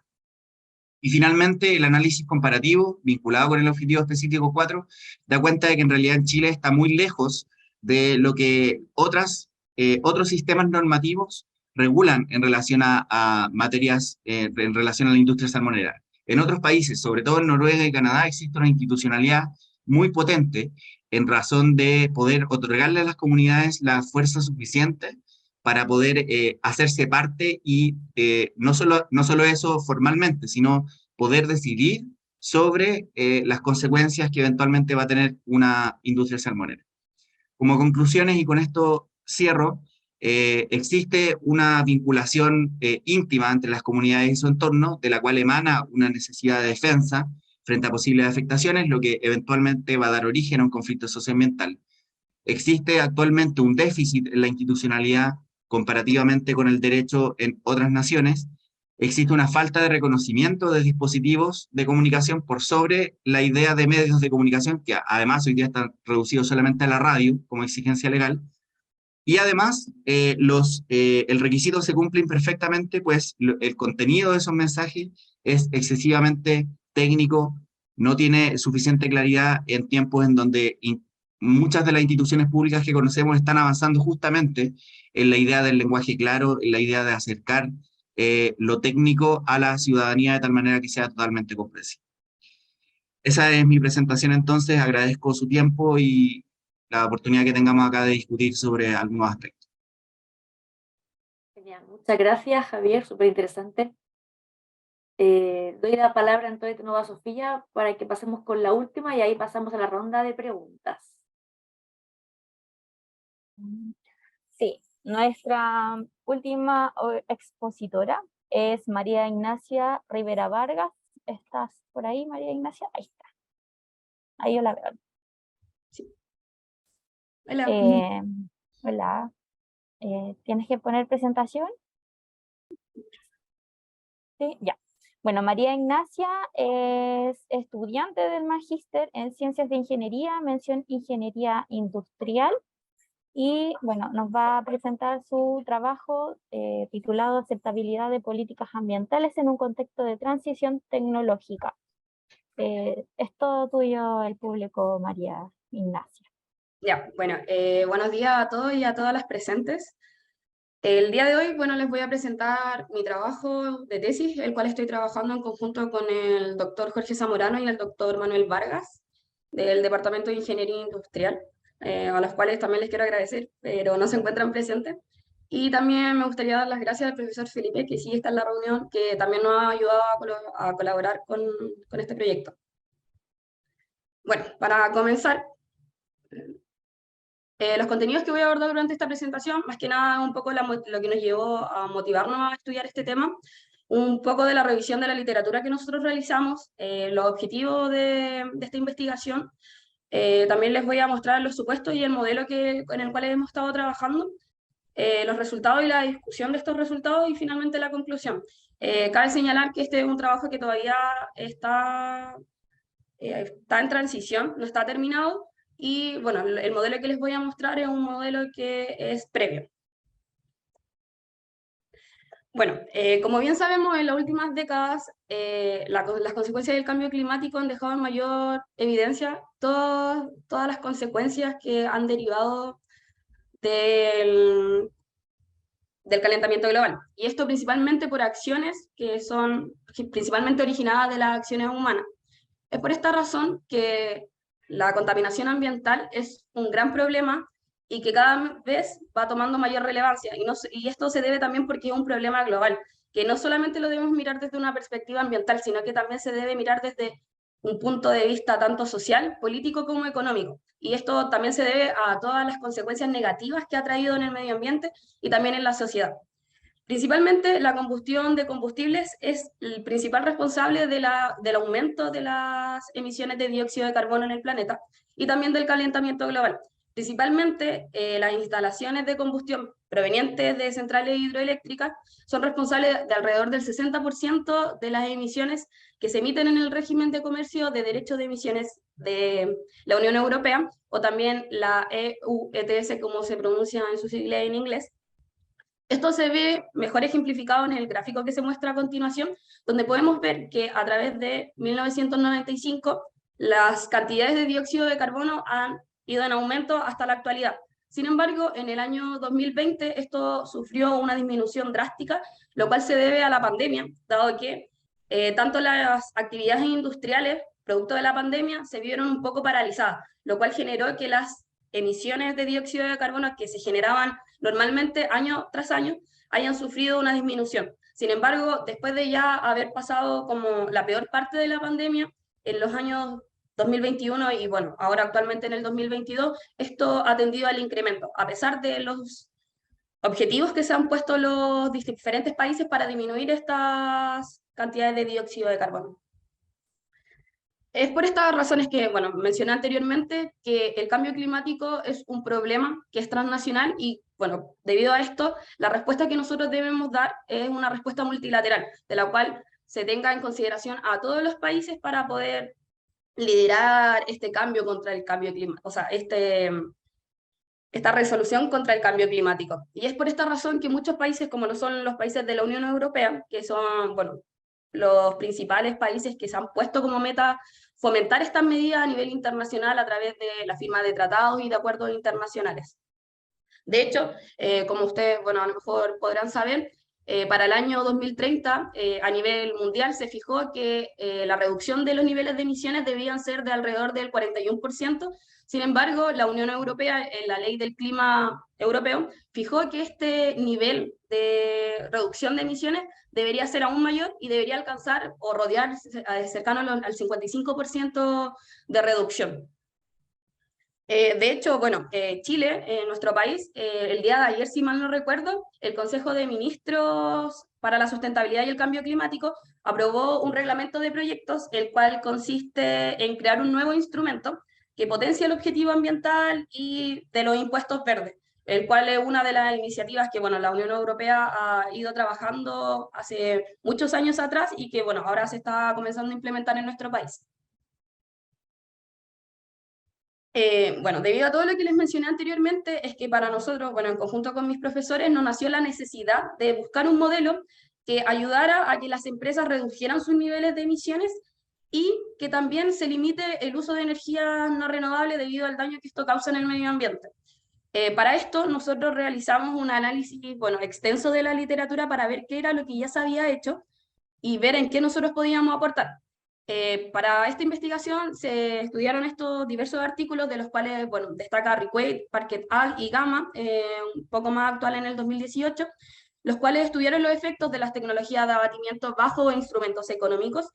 Y Aoyama, bueno, en el 2016 comparó distintos impuestos, impuestos sobre la energía y impuestos a las emisiones, para promocionar estos incentivos y la adopción de tecnologías de reducción avanzada. Ya un poco más actual, Zhang en el 2020 estudió el comportamiento de las empresas basado en la toma de decisiones simultáneas para analizar la decisión de elección de estas tecnologías bajo una política fiscal ambiental. Sin embargo, el modelo que nosotros proponemos se diferencia de estos modelos anteriormente mencionados en el estudio de los costos de abatimiento y también de la inversión, y ver cómo esto afecta también en el bienestar social, en lo cual estos autores no lo han trabajado. Bueno, dentro de los objetivos de nuestra investigación, como objetivo general, es estudiar y ampliar el rol de protección de estas regulaciones cuando el regulador incentiva la adopción de tecnologías avanzadas de reducción de contaminantes bajo un impuesto a las emisiones, que es la política fiscal que nosotros utilizamos para desarrollar nuestro modelo matemático. Y bueno, dentro de los objetivos específicos es discutir los efectos de este mecanismo de control sobre esta política fiscal sobre el bienestar social, ya que queremos saber cómo esto afecta en la sociedad. Y también cómo esto afecta en la promoción de que las empresas puedan adoptar nuevas tecnologías avanzadas para reducir así su nivel de abatimiento. Durante los años, la Unión Europea, bajo el régimen de comercio de derechos de emisión, ha tenido distintas fases para poder cumplir como con estos objetivos que se han ido planteando para reducir los niveles de abatimiento. Primero en la fase 1, que fue alrededor del 2005 al 2007, solamente se cubrió las emisiones de CO2, y aquí lo que se hacía era otorgar permisos de forma gratuita, al 100% a las empresas, dado que como era la primera fase, lo que se quería hacer era como poder acostumbrar a las empresas. Entonces, si se le entregaba no al 100%, quizás la política no iba a tener el mismo incentivo que ellos querían lograr. Sin embargo, durante la fase 2, como ya se tenía un poco recorrido, abarcó alrededor del 2008 al 2012, se estableció un límite que fue máximo dentro de los derechos de emisión, y aquí la proporción de estos permisos gratuitos bajó desde el 100%, se redujo hacia un 90%. Y la sanción por incumplimiento se incrementó a 100 euros por tonelada. ¿A qué me refiero por esto? Los reguladores siempre establecen un número máximo de emisiones de los cuales pueden contaminar las empresas. Si las empresas se pasan de este nivel máximo, se les cobra una sanción, en este caso 100 euros por tonelada, por lo que se pasaron. Y también, bueno, en esta fase se integró el sector de aviación, el cual en la fase anterior no había sido integrado, ya que solamente se tenía en consideración al sector eléctrico, que es el sector que nosotros analizamos. Durante la fase 3, aquí, bueno, nuevamente se introdujo un límite máximo de emisiones, pero lo que se lograba era poder reducir aún más este nivel de emisiones en un 1,7 aproximadamente por año. Y finalmente en la fase 4, que es la fase en la que estamos actualmente, que abarca desde el año 2021 al 2030, esta propuesta pretende reducir los niveles de emisiones hacia el 43% y en lo posible poder alcanzar para el año 2030 el 55% que se propuso la Unión Europea. Bueno, dentro de los supuestos y el modelo, lo que proponemos para cumplir con los objetivos del regulador es que generalmente lo que se hace es utilizar restricciones para disminuir y limitar el daño ambiental. En este trabajo lo que nosotros hicimos, bueno, fue que el regulador en concreto decide utilizar una política fiscal del tipo impuesto, ya que esta es una política que es factible y que es común, y que además nos ayuda bastante a simplificar los cálculos matemáticos, ya que, bueno, existen otros tipos de políticas fiscales, como lo son el subsidio, pueden ser los permisos comerciales, pero estos dificultan un poco los cálculos matemáticos y aparte hay que estudiar otros mercados. Entonces, para simplificar esto, nos decidimos como en primera instancia estudiarlo con un impuesto. Aparte que, bueno, esta política fiscal, además de ayudar en el desarrollo social y económico, también queremos ver cómo nos permite poder estudiar la protección ambiental, que es uno de nuestros principales objetivos. En este sentido, lo que hicimos fue estudiar, bueno, un modelo en equilibrio duopolístico de Cournot, donde las empresas producen un bien homogéneo y también producen producción contaminante. Para estudiar una transición tecnológica desde tecnologías convencionales hacia tecnologías avanzadas. En términos de eficiencia, la tecnología convencional es menos eficiente que la tecnología avanzada, ya que permite abatir menos los niveles de emisiones. Nos permite reducir aún menos estos niveles. El modelo que nosotros trabajamos es un modelo que es en 2 etapas. Se resuelve matemáticamente desde una inducción hacia atrás, pero en la práctica las empresas primero trabajan la primera etapa y luego la segunda etapa. La primera etapa consiste en la decisión tecnológica. ¿A qué me refiero con esto? Significa que las empresas aquí deciden qué tipo de tecnología van a utilizar. Esto mediante las diferentes configuraciones de adopción de tecnologías, que son los supuestos que nosotros tomamos en nuestra investigación. En la segunda etapa, luego de que las empresas ya hayan decidido qué tipo de tecnología utilizar, si utilizar tecnología convencional o tecnología avanzada, lo que hacen es elegir sus niveles de producción, sus niveles de abatimiento y también sus niveles de esfuerzo en I+D. Obviamente con la finalidad de poder maximizar sus beneficios, que es el objetivo de cualquier empresa. Bueno, dentro de los resultados y discusiones, en nuestro estudio uno de los principales objetivos, como bien les mencioné, es estudiar cómo este instrumento afecta en el bienestar social. Para esto, lo que nosotros hicimos fue analizar cada una de las componentes del bienestar, de las cuales se tenía que tener en consideración tanto los beneficios de los productores, los beneficios del consumidor a través del excedente del consumidor, la recaudación fiscal a través de este instrumento que es el impuesto, y también el daño ambiental que se genera por las emisiones que generan las empresas.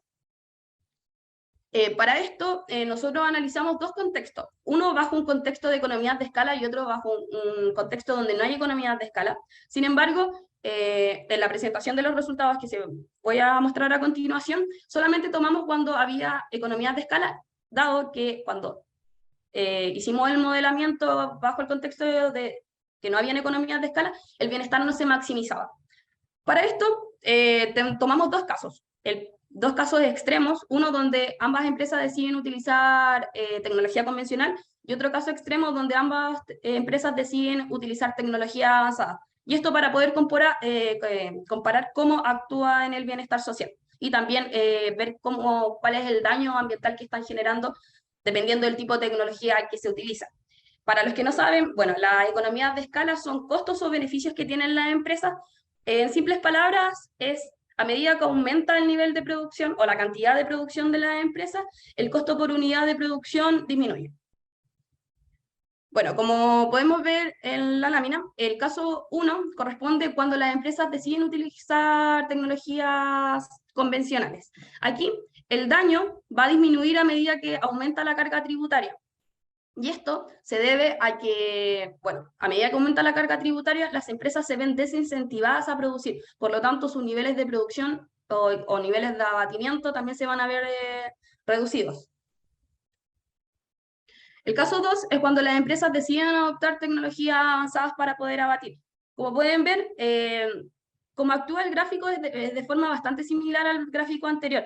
Sin embargo, aquí el daño individual de la empresa disminuye aún más al utilizar este tipo de tecnologías a como lo es en comparación al caso cuando utilizábamos tecnologías convencionales. Sin embargo, el daño total en ambos casos se ve disminuido cuando aumenta la carga tributaria.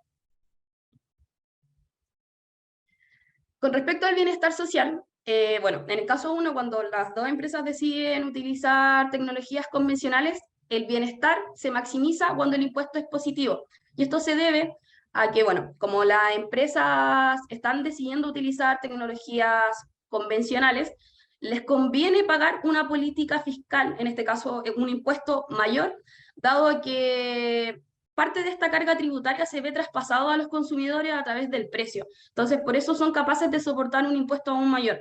Sin embargo, cuando estamos en el caso 2, cuando las empresas deciden optar por tecnología avanzada, podemos ver que el bienestar se maximiza cuando tenemos un impuesto negativo. Es que eso quiere decir que es necesario que el gobierno o el regulador aporte con un subsidio a las empresas para este tipo de tecnología, debido a que invertir en tecnologías avanzadas tiene un costo asociado a un costo fijo de inversión y además las empresas pueden ejercer un esfuerzo en I+D, lo cual también tiene un costo asociado. Por lo tanto, estos costos disminuyen la función de beneficio de los productores, por lo tanto, se podrían ver no incentivadas a realizar esta transición tecnológica, si es que no hay un subsidio por parte del gobierno.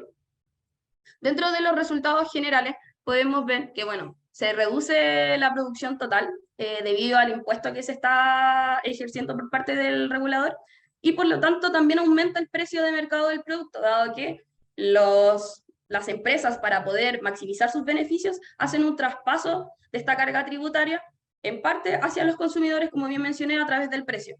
En cuanto a términos de abatimiento y de inversión en I+D, el nivel de abatimiento es menor cuando hay adopción de tecnología avanzada, debido a que este tipo de tecnología nos permiten abatir aún más los niveles de abatimiento, por lo tanto nos permiten reducir los niveles de emisión de dióxido de carbono, puesto que además se ejerce un esfuerzo en I+D y este esfuerzo es mayor al que si estuviéramos en el caso en el que se utilizan tecnologías convencionales. El daño ambiental, a medida que aumenta la carga tributaria, mediante el impuesto que se está aplicando, las empresas reducen este daño total hacia el medio ambiente a través de las emisiones. Y, bueno, como bien mencioné también, el bienestar social. Si ambas empresas deciden optar por convencional, el bienestar se maximiza cuando tenemos un impuesto negativo. Y si se decide optar por tecnología avanzada, el bienestar social se maximiza cuando el regulador entrega un subsidio, que es un subsidio tecnológico para poder realizar esta transición tecnológica desde tecnologías convencionales hacia tecnología avanzada.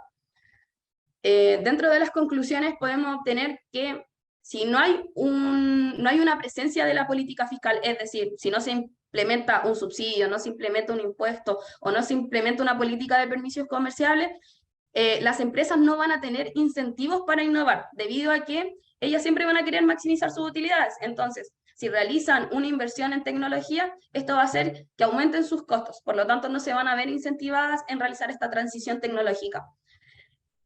Como punto importante es que el regulador debe promover estas tecnologías de abatimiento avanzadas debido al contexto mundial que tenemos y la gran problemática del calentamiento global, con la finalidad de maximizar este bienestar social, de lo cual solamente se va a poder lograr si es que el gobierno genera un subsidio hacia las empresas para realizar esta transición.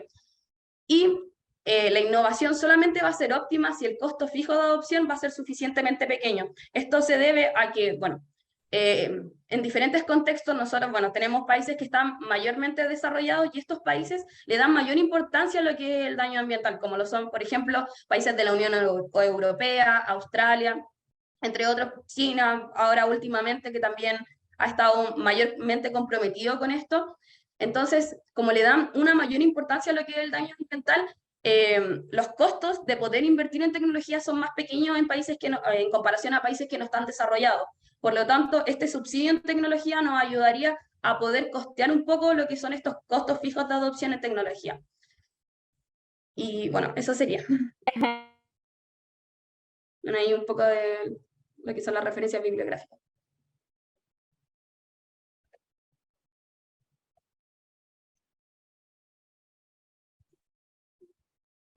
Ya, súper. Gracias. Ay, me estaba hablando sola. Sí, creo que no tiene micrófono. No sé. Sí, no había activado yo pensé que lo había hecho. Le estaba dando las gracias a María Ignacia. Perdón, por todo su trabajo y obviamente el trabajo bibliográfico que hay detrás. Quería aprovechar de hacerte una pregunta o algo así como modo de conversación, porque siempre decimos que es el gobierno que tiene que potenciar o subsidiar estos cambios tecnológicos para mejorar la reducción, pero tú misma mostrabas que ahí dependía mucho de las leyes gubernamentales de inicio, porque claro, las empresas se lavan tal vez un poco las manos diciendo, no, pero es el gobierno que me tiene que subsidiar, pero ¿qué pasa si ellos de origen parten pensando que tienen que ser así? ¿Viste algún ejemplo o algo que se hiciera en Chile? O lo mejor aquí en Chile no hay, solamente están a nivel internacional. Bueno, generalmente lo que nosotros realizamos es este estudio a través de la Unión Europea y es porque ahí existen datos. De hecho, los datos que nosotros utilizamos son del 2008 y desde ahí no se han vuelto como a generar datos porque, bueno, es muy costoso realizarlo. De hecho, en Chile, si bien puede que hayan datos, estos datos no son públicos y generar como una recopilación de esto saldría muy caro y, bueno, nosotros somos estudiantes, académicos, entonces, bueno, poder generar esto es muy caro. Pero esperamos que en un futuro sí se pueda realizar. De hecho, Chile tiene un gran incentivo. Nosotros tenemos, bueno, toda la costa, tenemos un gran potencial de energía renovable y sería muy bueno que se generara como este estudio en nuestro país por lo mismo. Y yo tengo entendido que, bueno, Codelco es una de las empresas que, si bien Chile recién está como empezando a implementar como estas políticas en impuestos verdes, Codelco tiene un área de innovación en I+D que es para poder reducir los niveles de emisiones que ellos tienen como empresa. Y bueno, últimamente también se ha dado mucho el tema del hidrógeno verde acá en Chile, y por lo mismo, porque para cambiar, realizar como esta transición tecnológica hacia tecnologías más avanzadas, teniendo en consideración lo que son las energías renovables, yo creo que es el futuro para poder combatir el cambio climático y, bueno, y todas las consecuencias que ha traído también en el medio ambiente.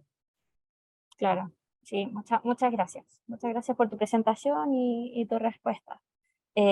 Ana, ¿tú tenías una pregunta para Carolina? Una pregunta para Carolina que es súper específica en verdad, porque al inicio tú comentaste que la iglesia o capilla, no recuerdo ahora, se me mezclan, está ubicada al lado de un territorio que era de uso común, un bien común. Entonces no me queda claro si la capilla igual es gestionada de forma común. Yo trabajo también un poco el tema de los comunes, pues hago la pregunta. Si la capilla está gestionada de forma privada o es la comunidad la que la gestiona, ahí como que me perdí en ese punto. Ah, perfecto. Sí, lo que pasa es que el terreno es común, gestionada por personas que en esa parcela, ¿ya? Que no es que sean ellos los propietarios, sino que hay un parcelero que es propietario de la parcela y son 13 parceleros, entonces ese bien común está dentro de la parcela número 8. ¿Ya? Pero es utilizada por todas las personas que están hoy en día habitando ese lugar, que son todos descendientes de los parceleros. Y la otra Entonces pregunta era hay como, sí. perdón, la otra pregunta era como Sí, entonces ahí también, hay un problema legal, perdón, hay un problema legal perdón. porque al momento de querer postular, por ejemplo, en caso que pensamos postularlo al Fondo del Patrimonio, ahí tenemos problemas con el tema de la propiedad legal del terreno. Entonces hay que hacer una recopilación, ver quiénes nos pueden firmar, que sea el 50% más uno. No hay una ley clara que indique que eso puede realizarse, pero sí tendríamos que atender a otro tipo de leyes, como para ponerlas en referencia. Entonces ahí hay un como legal que impide muchas veces gestionar, bueno, que ha impedido gestionar fondos para esta capilla en particular. Súper. Y la otra pregunta era también para ti con Javier Gallego, que creo que se mezcla un poco la temática, porque tú planteabas que había una propuesta de trabajo que habían hecho para recuperar y mantener la capilla, y había creado toda una propuesta, tal y como tú pusiste, yo soy socióloga por si acaso, que era como muy técnica, ¿no? El conocimiento técnico, digamos, como perdón, de la profesión arquitectónica. Y en el caso, por ejemplo, de Javier Gallegos también estaba todo el tema del tecnicismo, el conocimiento desde el derecho, ¿no? Entonces, yo, es más que una pregunta, es como una reflexión. Finalmente, cuando trabajamos con los territorios de las comunidades, claro, cómo se logra ese diálogo, ¿no? Entre saberes, conocimiento de la gente, conocimiento experto, porque ahí hay como todo un tema que tiene que ver con cómo lograr como diálogos más horizontales en base a como a estos diferentes, si quieren, como formas de comunicación que se generan, ¿no? Desde los saberes más expertos o más técnicos. Sí. No sé, contesto yo. Tiene toda la razón, o sea, encuentro que llega a ser muy técnico todo el trabajo que se realiza, pero por otro lado, ya tenemos algunas cosas que podemos compartir con la comunidad. De hecho, ya nos solicitaron las planimetrías para llevarlas al arzobispado y documentarlas, ya porque no existía ningún tipo de planimetría con respecto a eso. Entonces, ahí ya tenemos una parte. Y en cuanto a la metodología, en la parte de trabajo comunitario, lo que sí se aplica y que yo he podido participar en varios proyectos de ese tipo es en talleres comunitarios. O sea, por ejemplo, cómo vamos a restaurar, cómo vamos a trabajar el levantamiento de daños ya formal, o sea, cómo lo vamos a corroborar. Entonces ahí vamos con toda la comunidad, sacamos los estucos, ellos nos ayudan a ver esa parte, después podemos realizar cursos para que ellos mismos realicen los estucos en el terreno, así como ese tipo de cosas se pueden realizar en conjunto con la comunidad. Pero hay una parte que es solamente como muy técnica, pero la idea es poder transmitirlo de alguna forma. Yo no soy experta en eso, pero me encantó la presentación de Javier por eso, porque él como que trata de llevar todo esto a un lenguaje mucho más comprensible por cualquier persona. Claro, porque de hecho ahí también lo que estaba poniendo Javier, ¿no? El tema de la participación. Yo trabajé también un tiempo, digamos, como revisando como las propuestas de la reforma del SEIA, y finalmente siempre está como ese conflicto, ¿no? Entre que la gente vive el lugar y conoce el lugar, pues se supone que no tiene el saber técnico, ¿no? El saber experto que también le llaman. Entonces, ¿cómo logramos la participación de la comunidad si no reconocemos sus saberes como saberes válidos, ¿no? Como también comentaba antes Javier, que ahora para que comente un poco más, cuando se informa a la comunidad, se informa desde un tipo de lenguaje que nadie conoce. O sea, yo cuando puso la cápsula de radio, yo tampoco entendía nada. O sea, no es solamente tener una formación universitaria, es algo muy específico de un campo. Claro, pero esto puede ser muy técnico, pero en realidad todas estas edificaciones fueron construidas por personas que tienen un saber intuitivo y en el fondo en la conjunción de estos dos mundos, digamos, yo creo que ahí está la cooperación y está el éxito también de cualquier tipo de programa de este tipo, en el caso mío de recuperación de estas edificaciones. Entonces, por eso la, a partir del estudio se vio que una de las partes débiles era que no había un trabajo con especialistas. Entonces, ellos tampoco tienen las herramientas para postular a ningún tipo de subsidio o de fondo, como el Fondo del Patrimonio es muy técnico. Entonces, es necesario también generar ese material. O sea, lamentablemente, o sea, por mí lamentablemente, yo he tratado como de simplificar el proceso, pero también es muy técnico, o sea, pero igual podría realizarse en menos tiempo de lo que en general toma un proyecto de conservación. Da lo mismo la superficie del proyecto, al final son igual de complejos, entonces la idea es poder simplificar un poquito ese trabajo técnico para poder en el fondo aplicar lo más posible al trabajo con la comunidad. Muchas gracias, Carolina. Mira, me voy a aprovechar un poco de como esta instancia para hablar del trabajo de Nicole, porque aquí estamos hablando de una estructura histórica de la comunidad donde se parceló, digamos, ese lugar, tal como mencionaba ahí Nicole, ¿qué ha pasado con esta historia de los colonos? No sé si Nicole está por ahí. Ahí está, que no te veía.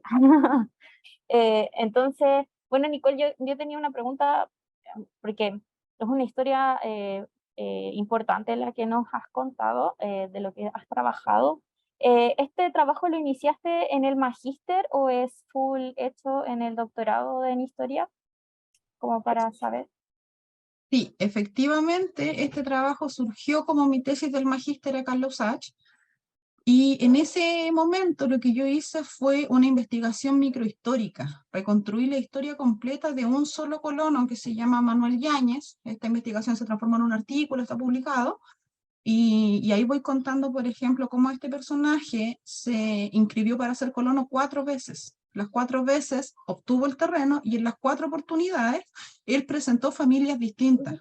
Oh. Cada uno de ellos enumera una lista de hijos diferentes que no se van repitiendo. Y finalmente este colono lo que hacía es que, como él no podía vender el terreno porque no tenía el título de dominio, pasaba el terreno que se le entregaba como una donación a una persona que llama Rosario Figueroa o Rosario Almendros, porque también le va alternando el nombre. Yeah. Y esta Rosario Figueroa o Rosario Almendros, ella los vende, las divisiones que hace del terreno. Pero la Rosario también es muy interesante, porque ella se va declarando viuda o soltera en distintas transacciones. Entonces, es un ejemplo completo, ¿cierto? Finalmente, de cómo todo el fraude que hay detrás de la adquisición de los terrenos. Y este colono, finalmente, de los 4 terrenos que tuvo, llegó a tener 36 ventas de terreno.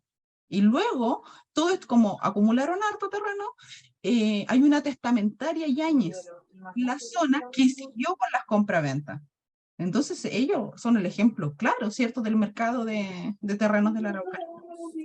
Y yo quería destacar que esto no es una actividad tal vez muy lejana, a pesar de que tú lo estabas diciendo que en 1800, 1870, pero todavía siguen pasando estas cosas. Yo no soy socióloga, pero me ha tocado estar en situaciones donde hay gente que adquirió terrenos por herencia y ha tenido que ser dividido y vendido por, ¿cómo se les dice? Que es como por un papel, así como yo en este papel te cedo este terreno, pero legalmente no es tuyo, pero yo te lo cedo. Entonces como que tú cuentas esta historia y me suena como que pasó hace tanto, pero sigue pasando ahora en Chile. Entonces ya iba la otra pregunta, si tú haciendo toda esta investigación has visto que hay algún proceso regulador nuevo, porque claro, se formularon todas estas leyes que terminaron en esto. Tú decías que al final se lavaron las manos y le dejaron a la misma gente que tenía que solucionarlo, pero ¿has visto algo ahora actual como que resuelva ese tema o no hay nada?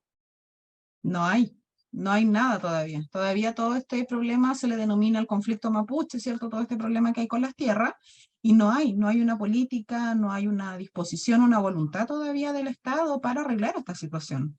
De hecho, por ejemplo, ahora cuando fueron las últimas elecciones, si tú revisabas los programas que proponían los candidatos, el único que hace una alusión a este tema fue el presidente Gabriel Boric, pero él dice que se comprometía a ver el tema de qué pasó con las tierras mapuches, pero desde la reforma agraria y sobre todo de las ventas de terrenos durante dictadura. Por lo tanto, hay un desconocimiento de 120 años hacia atrás del origen, cuando esto parte. Pero no se sabe. Por eso que en el fondo es importante como esta investigación, ya terminarla, que ahora estoy en la fase final de redacción, y tratar de socializarla. Sí, a eso, bueno, y a eso iba mi última pregunta. ¿Cuál era tu último paso? Porque yo he visto que has publicado muchos libros, pero con este trabajo final, ¿qué es lo que tú vas a hacer? ¿Publicar un libro? ¿O cuáles son tus proyecciones? Claro, la meta, sí, efectivamente, es tratar de convertirlo en un libro que tenga una redacción no muy técnica en el fondo, ¿cierto? No que no parezca tesis, sino que sea un libro entendible para cualquier persona, para, ¿cierto? Que esto, como te decía, se vaya sabiendo. Y la meta, así como ya macro de esto, que ojalá algún día se lograra, ¿cierto? Es que pudiera llegar esta información al Estado, a algún gabinete en algún momento, porque si tenemos que un 91% de la tierra se adquirió de manera fraudulenta, estas transacciones debiesen ser reversadas.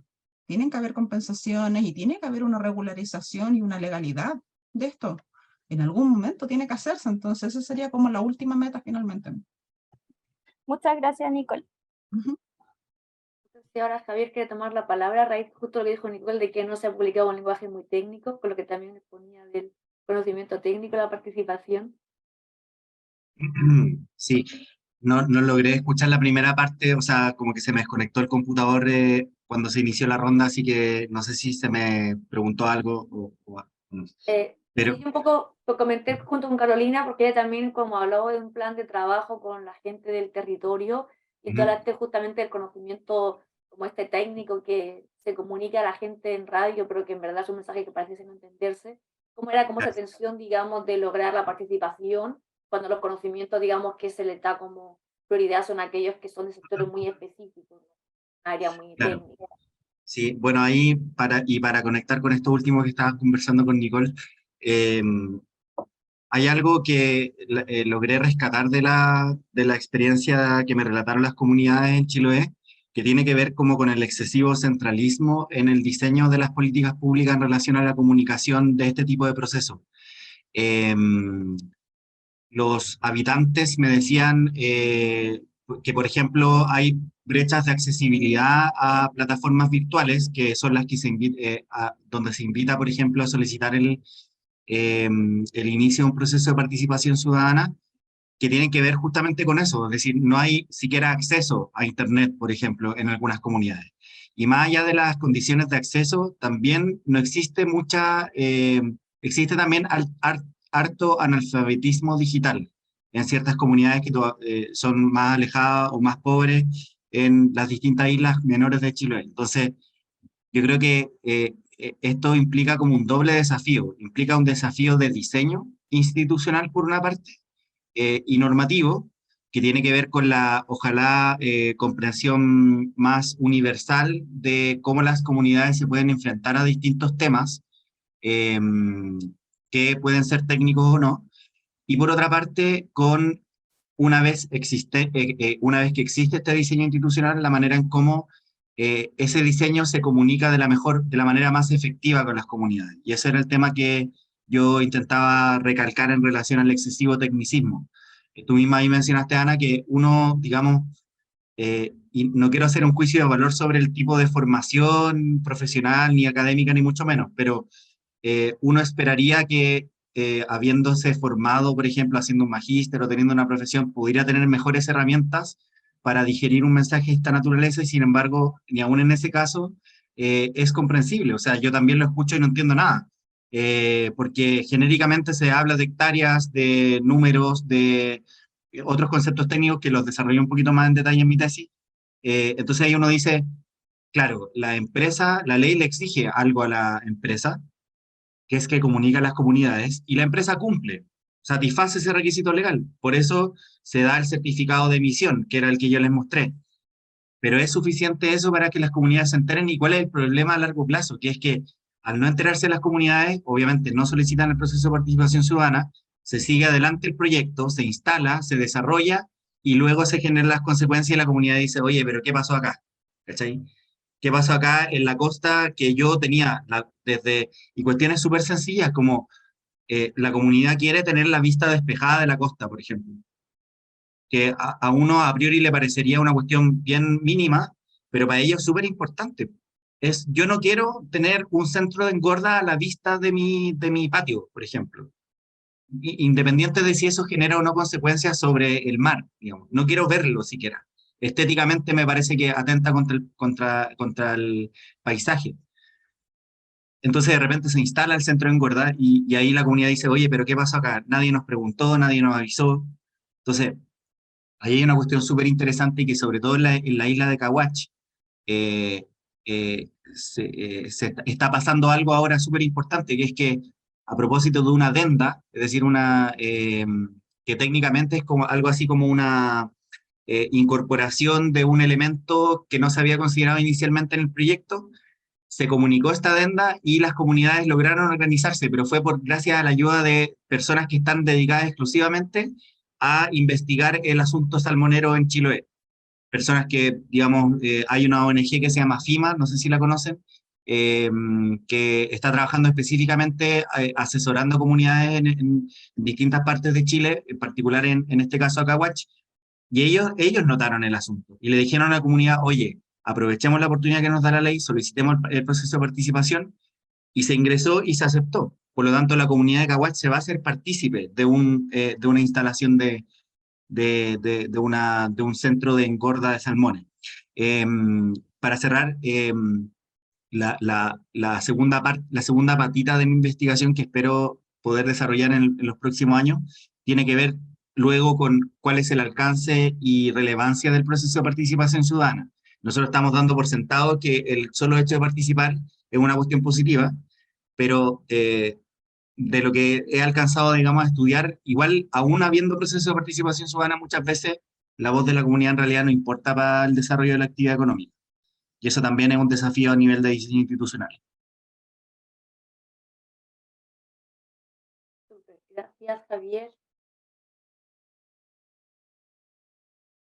No sé si quieres comentar algo, si hay una palabra más.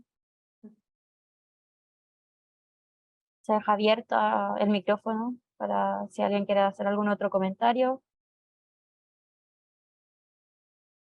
Sí, bueno, es súper importante lo que dice, la participación de la comunidad, y es de lo que hemos estado hablando casi todo el rato en esta mesa temática, la 12ª mesa temática de política, economía y medio ambiente. Les damos las gracias a todos los participantes, a los oradores por sobre todo, y bueno, los dejamos invitados a la siguiente mesa, que es en este mismo link, de tecnología y química. De verdad, muchas gracias, muy interesante todos los trabajos, esperamos que los que están en proceso de tesis terminen súper bien, van súper bien encaminados, y bueno, ahí se hace